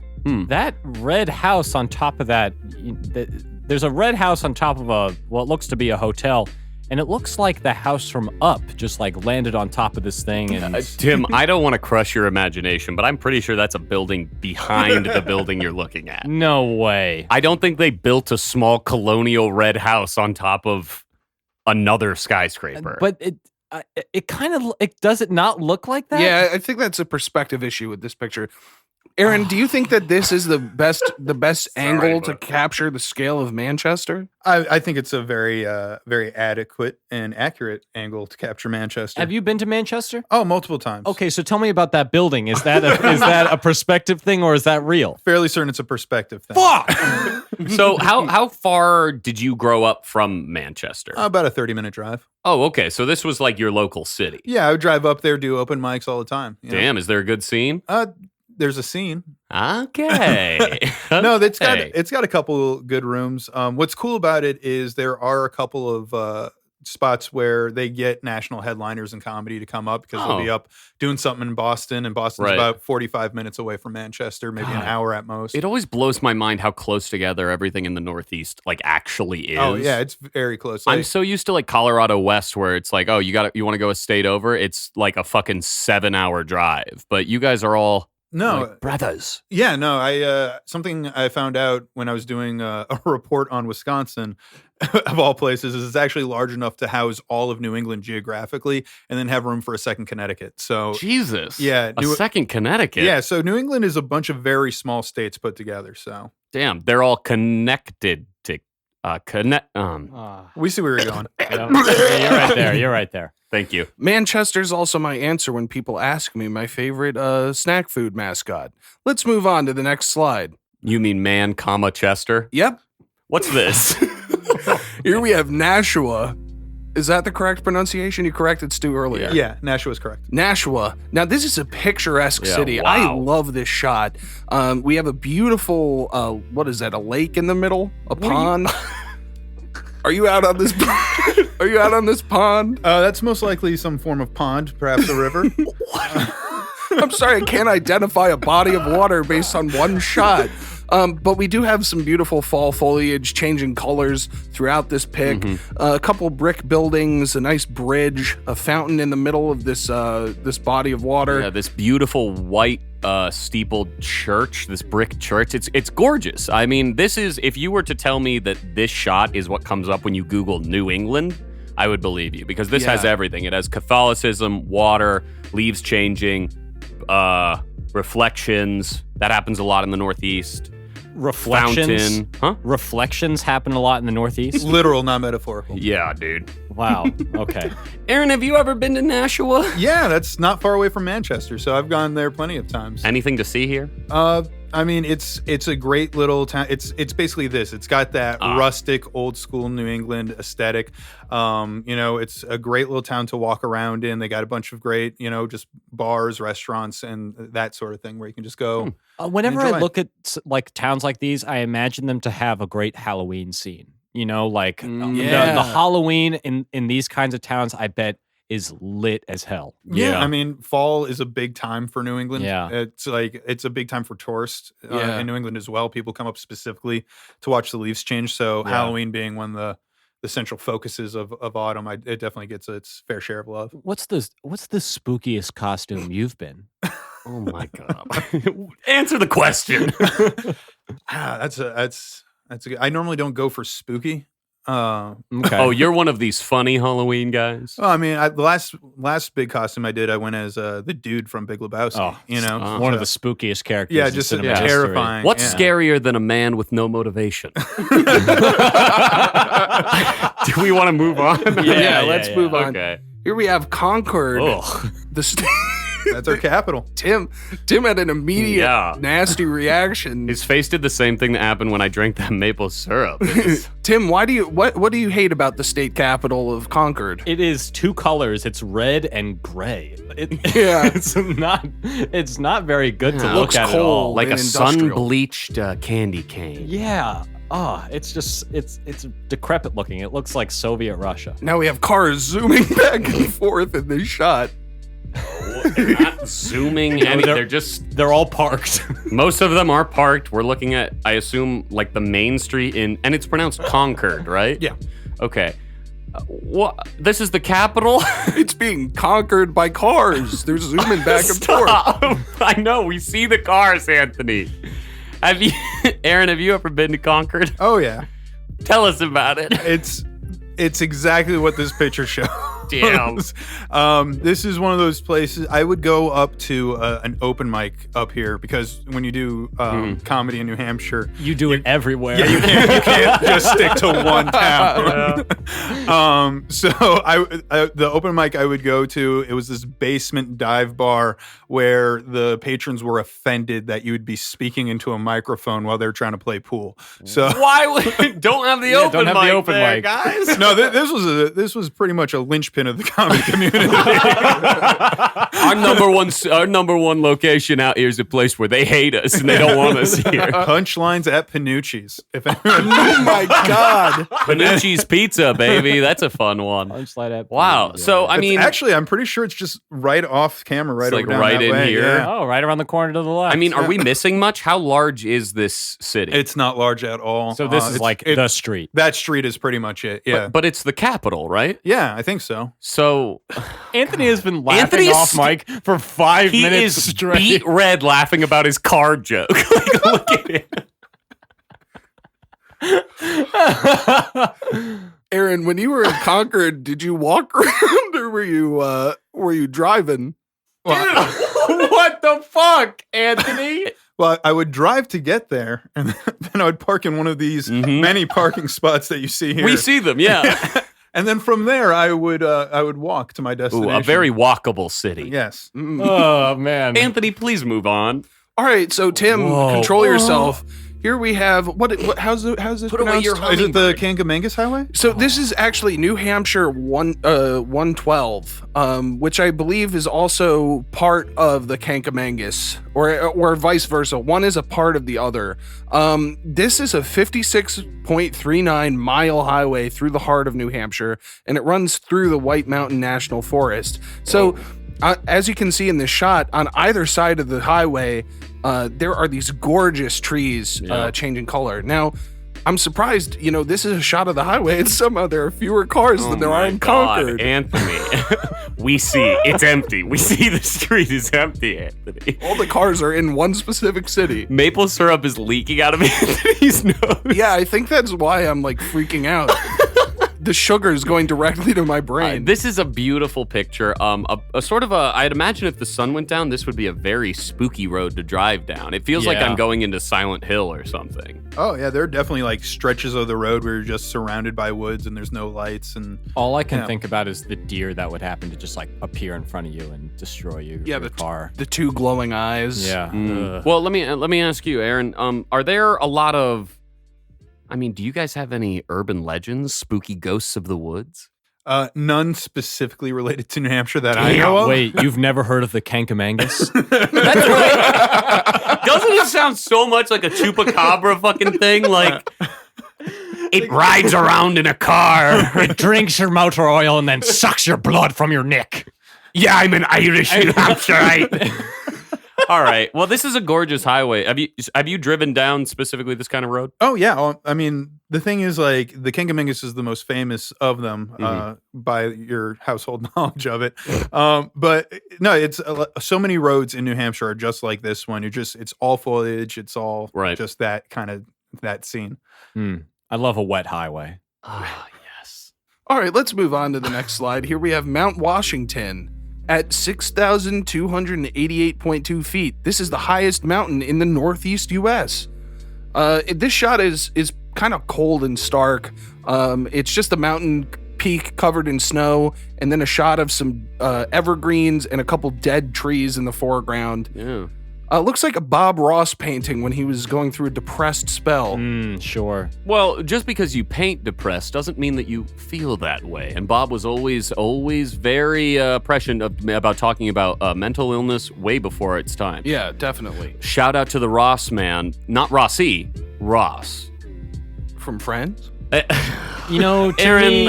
me, this mountain makes me happy because as a gnarly ass double black diamond skier, this powder looks fucking fresh, and I'm ready to go down. Are you a skier? I can do a single black diamond. What's the equivalent of a black diamond for a cross country skier? I think that's like a slight incline. Yeah, it's like a 2-degree incline, and you have to shoot squirrels in the face. It's the kind of thing where you'd like, if you're not actively moving forward, you'll just slowly slide backwards. Aaron, you ever been to this mountain? I don't know if I've been to Mount Washington, but I have been up in the White Mountains a few times.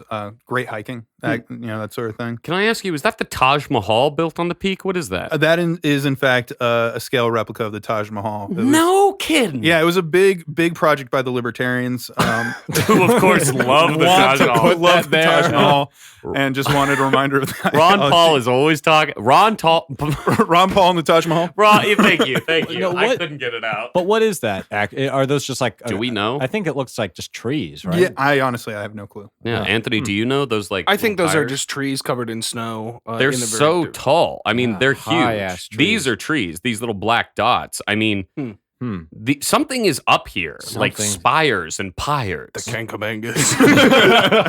High above Mount Washington. All right, let's move on. This is also Mount Washington themed. This is the Mount Washington Cog Railway. Aaron, have you ever heard of this? Yeah. It's a super steep railway with a specialized track. That's what a cog railway is. It kind of has a toothed track that holds it onto the tracks. But this is the first of its kind to run up a mountain. It opened in 1868 and still runs today. So it carries passengers up and down to and from the peak. Can anyone just hazard a guess as to how long it takes to ascend and how long it takes to descend? Oh, man.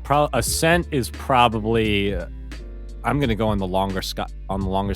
I'm gonna say like 2 hours and 45 minutes to ascend. I am willing to bet that both times are exactly the same. Interesting. Because I feel like if it's cogged, it's moving at the same pace up and down, right? So it's like gear work. It's not using any other an hour and a half up and an hour and a half down is my guess. Aaron? Yeah, I would assume it would take a couple hours, probably 2 hours both ways. 65 minutes to get up there, 40 to descend. Oh, interesting. Okay. Yeah, faster but- than I thought. We all went, longer. Yeah, you all thought it would be longer, but look at the power on that engine. Anthony, that is just I'm so sorry. Do you often say that y'all thought it would be longer? Stu, you've been harassing me all episode. I've been Yeah. shooting shots today, my Yeah, man. talking about our genitals. Yeah, sure. talking about genitals. This train makes me think of insurance. It makes me think of insurance. Why? Because they need to have it They insured. absolutely need to Accident have this occurs? rickety thing insured. Yeah, it looks pretty short. It looks like they basically have one carriage at a time, and then it's propelled by a hefty caboose. Right. If they had another one, it would be double the amount of deaths that this thing would incur if it ever fell. I didn't see any death toll for this train. I did see a massive death toll for the Kankamangas. Well, the Kankamangas is eating people left and right. Absolutely. Aaron, you've never been on this train. I've not been on that one. But is this feels like sort of the, my grandparents are in town. Yeah. So this like kind of old timey train, wooden tracks is very much a New Hampshire aesthetic, I'd say. You get a lot of that. In fact, one of my really good friends, the guy who's getting married coming up, is his like family runs this like restaurant called the Wyndham Junction that used to be an old train station that they converted just to keep up that like kind of history and things like that. So you get a lot of that kind of vibe from New Hampshire. They love that old timey late 1800s sort of just grit. Exactly. It goes along with that rustic New England vibe, you know? Yeah. Interesting. Anthony? Let's move on. Here we have Flume Gorge in Franconia Notch State Park. It's a big natural gorge at the base of Mount Liberty with granite walls that reach up to 90 feet high. Wow. So this shot is absolutely stunning.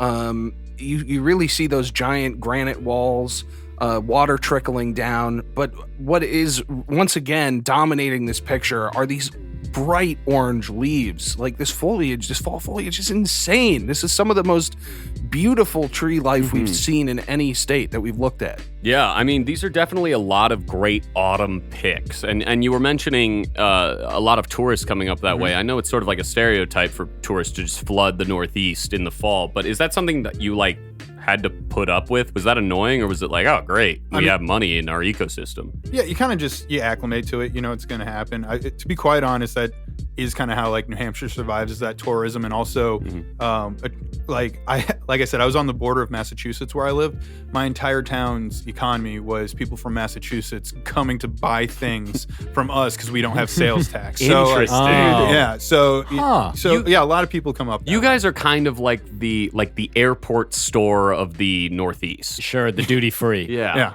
Yeah. You come here, you buy some cologne, some syrup, some liquor, you put it on a plane.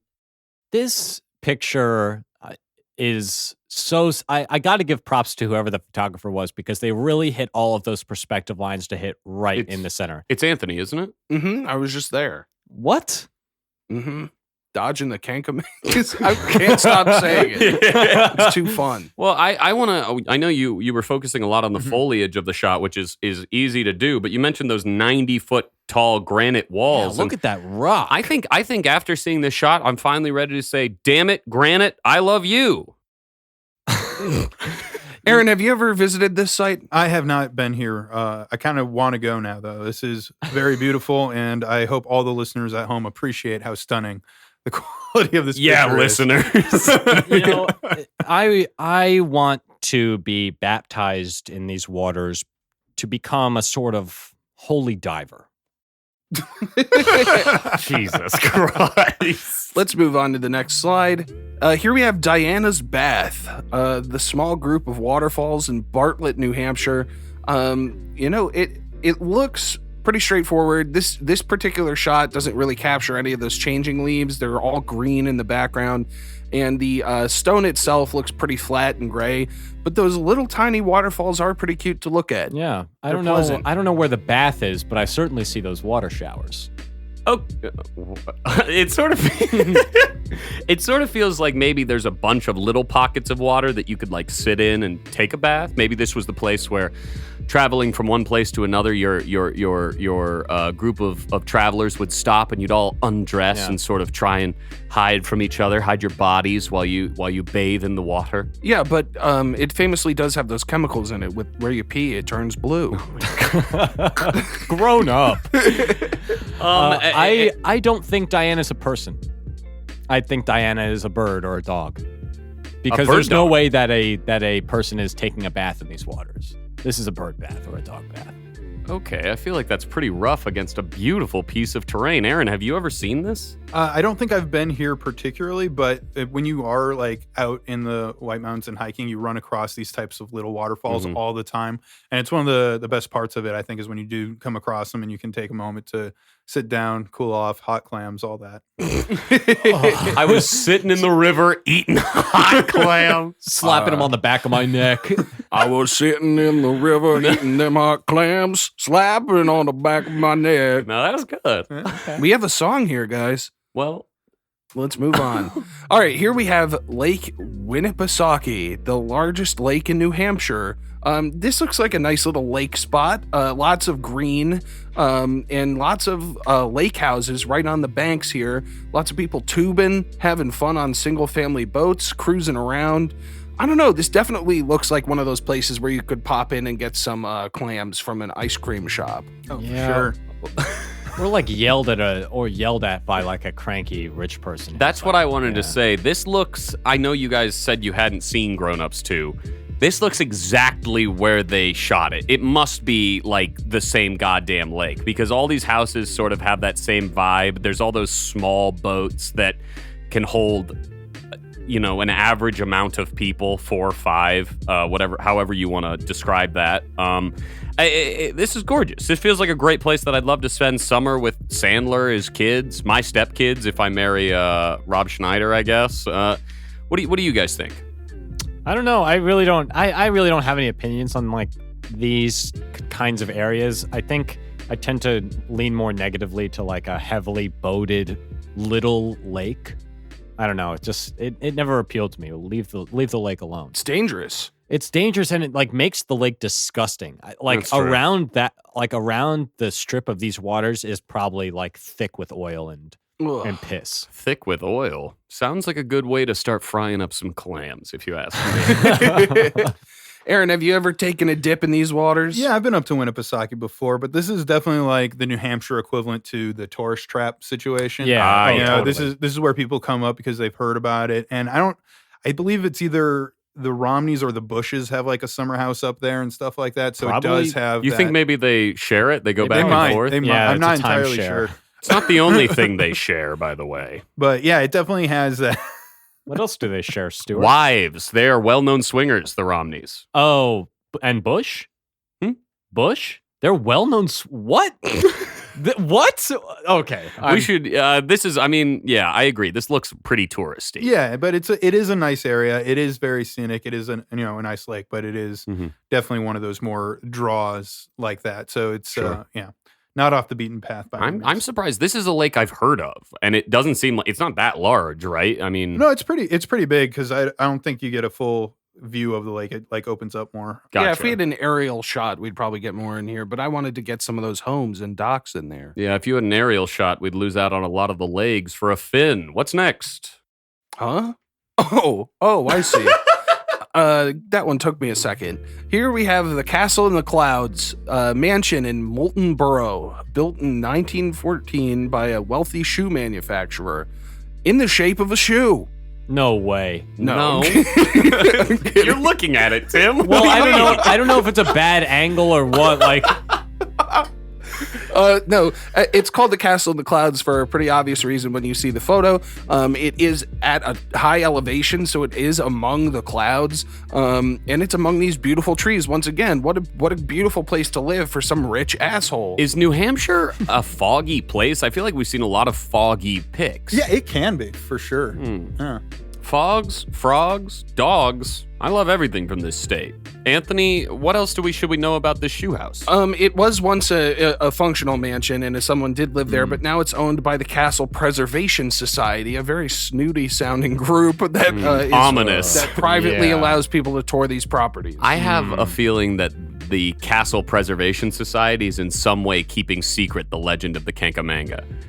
Just a thought. The Kankamanga, the plural of Kankamangas. Yes. Now, well, the families of them, you see. Now, let me say, this mansion, I think, is about 16 rooms, was the breakdown that I saw. Oh my God. Bedrooms. Yeah, 16 bedrooms. How many bathrooms? I don't know. But it is gorgeous. Wouldn't this be a pretty awesome location to live? You might have to take a cog railway to get up there. Yeah, cog railway, but talk about a food desert. Mm-hmm. Yeah. Aaron, do you have any information have you even heard of this place? I've heard of the Castle in the Clouds. Yeah, Okay. I've never been. Why would you, right? Yeah, I'm definitely. Maybe this is a place you'd go to prom or something. Yeah, I think it does like wedding receptions, stuff like that. That definitely for seems sure. like something. Is your friend getting married here? He's not there, I don't think. I really need to read that invitation again. What if it says, I wanted to ask you about this. You said he's your oldest friend. Yeah. Are you sure you're not the best man of this wedding? I'm a groomsman. I got clarity on that. Nice. Thank God. Thank God. Well, Anthony, what is this next? Wow. Whoa. Here we see a double black diamond down at the Cannon Mountain Ski Resort. It's a big state-owned ski resort where people love to go and have some wintry fun. I definitely thought this was one to include. It doesn't capture the same side of the natural beauty of the state, but it gives us another look at that snow-covered peak, and a lot of people having some good, clean fun out there. Yeah. That looks like fresh pow. Yeah, it looks a little bit beaten down for me, but I'm a fresh pow snob. Any other thoughts? This is definitely where we get into that hot chocolate. Maybe not quite as thick, but because we've seen here today. But Aaron, what do you think about ski resorts? They're great. Yeah, just in general. Just in general, they're fine. They seem like a good resource for the state. Some income, all Yeah, that. it's true. I know you said your parents weren't super into taking you guys into this like ridiculously expensive hobby, but have you had any experiences skiing in New Hampshire at all? No, I mean little hills and stuff like that, but nothing major on the mountains myself. Anytime I've been up to Cannon Mountain and the White Mountains, but it's always been spring, summer, fall. Like I go more when it's hiking. Is it still worth? Going? I assume. Oh, it's absolutely. No, I mean it's still great nature. I just don't. I'd never participated in those winter activities. It also feels like in the winter is the time when this would be most filled with like tourists coming to ski from everywhere else. It feels like a mountain town in the summer. No one's there. You can really enjoy it. Yeah, exactly. Anthony, how many more slides we got in this PowerPoint? just two. We can make the next one pretty quick. Here we have. I just have a little bit of a question, a little bit of a philosophical one. I'm having trouble reckoning with the ski resort because I kind of equate it to a golf course, where golf courses are just these like privatized lands that could be used for a variety of other things, and it just seems that a ski resort is kind of in that same vein. It's a little bit harder. I come from a place where there are a lot of opportunities for skiing and snowboarding, and I can say a lot of that mountainous land can't be used for anything else. It's the elevation is so steep or the land so rocky and the snow so often that like you're not going to build a house on the top of this giant mountain. However, the green impact of this, I mean, it's sort of a green thing. It keeps a lot of the trees around. There's all you're running are really like lifts to go up and down the mountain. And it also brings in a ton of money to the local economy, which wants very badly to keep the area around the ski resort pretty as fuck so people keep coming to ski. I will say it's elitist as shit because it's expensive and it's like really only rich white people who can afford to go and fucking ski places. But it's like, I see where you're coming from with a golf course. They definitely have a history of like keeping certain people out. Like golf gentlemen only, ladies forbidden. Sure. But in the way that they mow down tons of land and just replace it with those like greenery stuff, they don't really do this in this. There's like one strip of trees cleared, but everything else is left there because it'd be boring if you didn't have trees on the mountain. You learned something new. Yeah, definitely. Thanks, Stu. No problem. Let's move on to the final slide, the second to last slide, rather. This is the Strawberry Bank Museum. No, you can't deposit some fruit here. It's an old European settlement in New Hampshire, the oldest of all of them. And it's actually a neighborhood that was restored and turned into an outdoor museum. It's located in the infamous Portsmouth, New Hampshire. Look at those restored buildings. Those really hold up to those old European settler kind of facades. Obviously, they want to keep this place around for a long time. I guess you could say Strawberry Banks forever. Jesus. Aaron, have you ever been here? I've been to Portsmouth, have not had the pleasure of this particular museum. This seems like another. It's one of those field cases trip. where, definitely elementary Yeah. field trip. You go, someone's churning butter, acts like they don't know what a watch is. Really excited. Time. Well, a Timex in the digital age, you remember, of course. Don't believe me, just watch. Guys, would you ever take a visit here in present day? No, voluntarily, no. Oh, so you don't care about your history? This isn't my history. This is. I mean, maybe, again, if you're in 4th grade in New Hampshire, this seems like a great place to go instead of going to school. Is it? Great being out of school, but like being dragged outside. It's probably going to be cold outside in like early April or late March. Dude. And it sucks. Are you telling me you're not going to sit next to your crush on the back of the bus on the ride there? I know my crush doesn't like me anyway. Oh, damn. That sort of seems like a personal thing, not a big attack of Strawberry Banks, Tim. No, but I got to see her in school and out of school now. It's bullshit. Jesus Christ. I will say that I love the concept of an open air museum. I like when you can get outside and stretch those leggies. First it happened to malls, now museums. Definitely. What? And what are malls these days than urban museums? Abandoned. Looking at the old exhibit of Jesus Spencer's Christ. gifts. Jesus Christ. We should probably All move right. on to All our right. final slide. Aaron, huh? you have no connection to this. Pretty much anything in my slideshow. Let's see if this final slide resonates with you. Oh my God, the text didn't save. Oh. It was supposed to say, "Bye, New Hamp. See ya, champ." And it did not save, but luckily we got the rest of the imagery in here.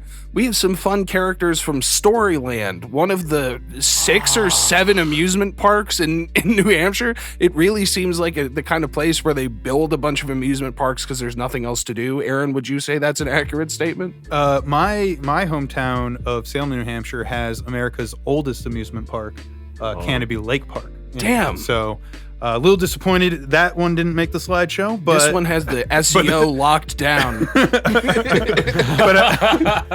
but I'm excited that you got Robert Frost listed. That's definitely something that we should point out. Aaron, could you describe who is in this picture or what? Well, it looks like we've got some familiar faces of New Hampshire. You know, all those thematic mascots you associate with it. We've got we got a Humpty the Dumpty character. Humpty the Dumpty. Humpty the Dumpty. And then we have I don't know, Barney after keto and that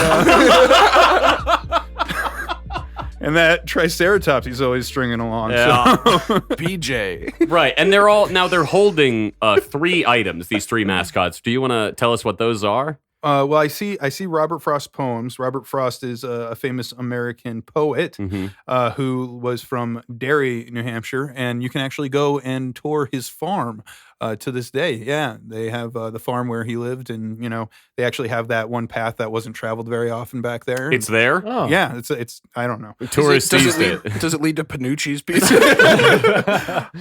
Let's see. I see this says bedtime stories. I don't know what that is. It's an Adam Sandler film. I figured it was super forgettable. It was on brand for Storyland. I see. Yeah. Well, fair. I don't. Well, I you see. avoided all of his actual successful. Yeah. films. Well, and what is Humpty the Dumpty holding there? The dumpster is holding. Humpster the dumpster, maybe. He's holding the Da Vinci Code by Dan Brown, and I'm guessing Dan Brown is also from New Dan Hampshire? Brown, shockingly, is not from Italy at all. No. That particular angel or demon is from New Hampshire. And I have the characters from Storyland holding 3 of the most famous stories from New Hampshire's history. So the Triceratops is actually probably the main feature of Storyland because their most famous ride is a Triceratops roller coaster. Cool. You sit inside of a Triceratops as it zooms around. Humpty the Dumpty is there because it is Storyland. They do actually have a house built like a shoe, the old lady's shoe. You remember the fun story, everybody? The parable? Okay. What do you guys think of Storyland? Stop! all right, we can stop that. Aaron, we've run the gamut. We've seen it all. What do you think of New Hampshire? Or sorry, what do you think of my representation of New Hampshire? What would you give it on a ridiculous 6 scale? You know, I'll say I think you got some very breathtaking photos. You did an excellent job representing, how scenic it can be. I would have preferred Canopy Lake Park, but you still got a theme park in there. So I'm actually going to give you an all 6 ridiculous 6. Oh, yes! You're perfectly ridiculous. Yeah. Now, Anthony, can you name the cast of the Ridiculous 6? We have Adam Sandler. We have Taylor Lautner, Mhm. Rob Schneider, Mm-hmm. Vincent D'Onofrio, That's true. and Wow, really? oh wait, no, am I conflating that with The Magnificent Seven? The Magnificent Seven? You are. Okay, shit. All right. Do we have any other Sandler notables in there? Here. Sandler mainstays? Rob is for sure in We there. said Rob Oh. Schneider. I can say he's a big boy, lots of muscles, loves to make his nipples dance. Terry Crews. That's right. Isn't David Spade in it?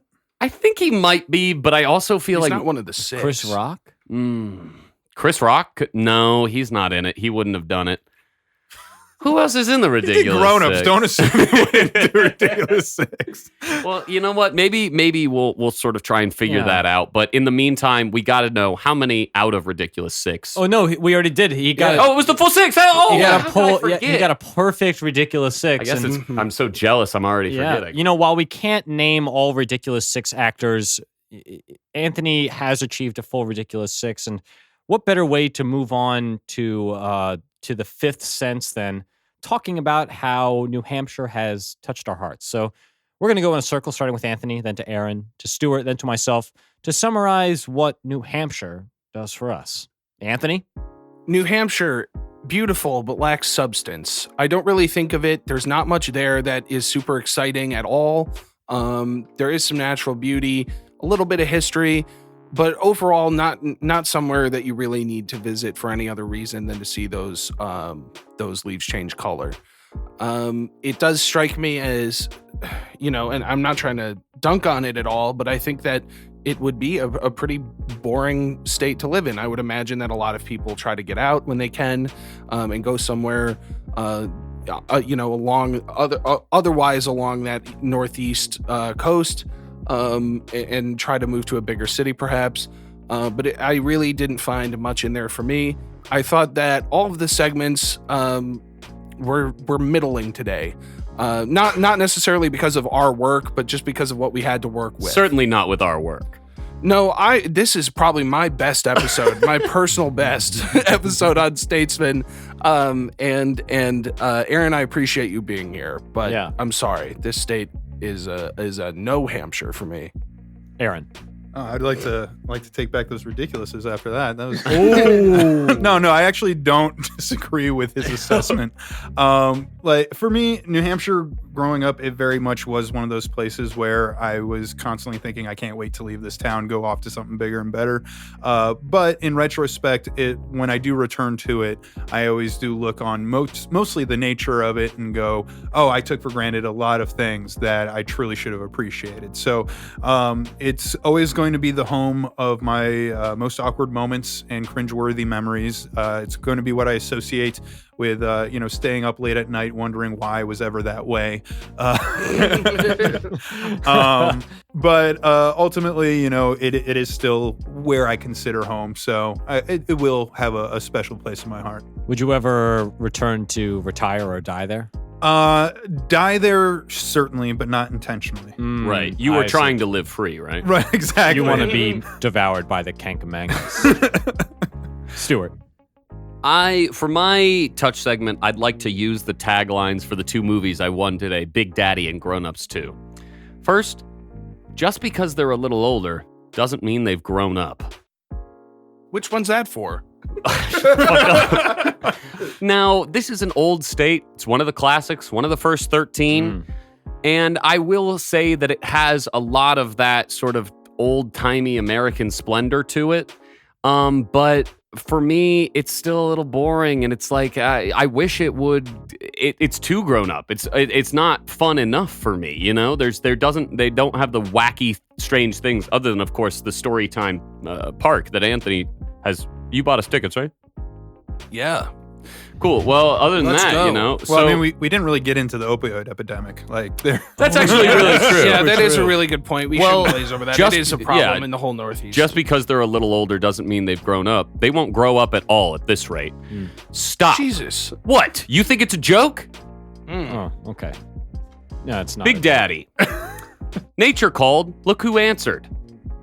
I think New Hampshire called out to all of us with its nature today, and I would like to answer the call. I would like to visit. I'd love to spend a couple of weeks up in the mountains there writing a book of poetry or maybe a mystery thriller based around Parisian art.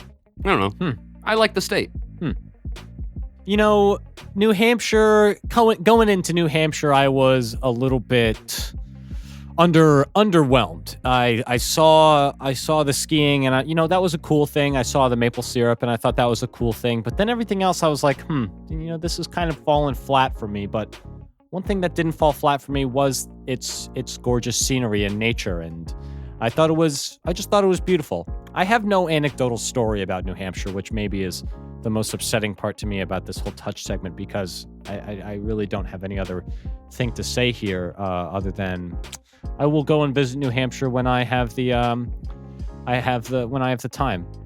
Stuart has just handed me the DVD box to The Longest Yard, which I have one, and on the box it says, "If you can't get out, get even," which I think so appropriately goes hand in hand with the "live free or die" motto. If you can't get out, then die. If you can't leave, get out. Yes, thank you. Thank you. That's all I have to say about it. If you have any questions or concerns about the great 50 states of the Statesman, reach out to us on Twitter at StatesmanPod, on Facebook and Instagram at StatesmanPodcast, or by email at statesmanpodcast@gmail.com. Please like, rate, subscribe, and share the show with your friends because it helps the show out a lot. Aaron, thank you so much for coming on the show, man. Thanks again for having me. This was a lot of fun. Yeah, really appreciate it. Do you have anywhere that we can find you online or any shows that you're doing around Chicago? Yeah, you can check me. I have a website, burzakcomedy.com, and then I run a regular open mic here, the American Dream open mic at the Chicago Blarney Stone every Thursday. Ooh. So if you are also a Chicago-based comic, feel free to come on through. Yeah, what time on Thursdays? Sign-ups are at 8 o'clock or 8:15, and we started at 8:30. All right. Damn. Well, shit. Anthony, Stuart, you guys. Yeah, it was just an absolute pleasure talking with you today. And although we said that you look a little like Ike Barinholtz, you're my favorite Chicago comedian with a B last name that's a little bit hard to pronounce. That means a lot. Thank you. And Aaron, we already talk so much at work when we're supposed to be doing our jobs. Yeah. But it was great to have you over and get into a little more detail than we normally go into. And it's truly a pleasure. I've seen you perform a couple times, and you're so funny. And I would push everyone to go out to that open mic and spread your wings a little bit. Hell yeah. All right. Well, on behalf of my junior statesman, Anthony Rossi, and Stuart Highcar, I'm your older statesman, Tim Ferrari. State positive. Adam Sandler, Terry Crews, Taylor Lautner, Rob Schneider, Luke Wilson, and Hurley from Lost. Now that's ridiculous, baby. It's just a chance to say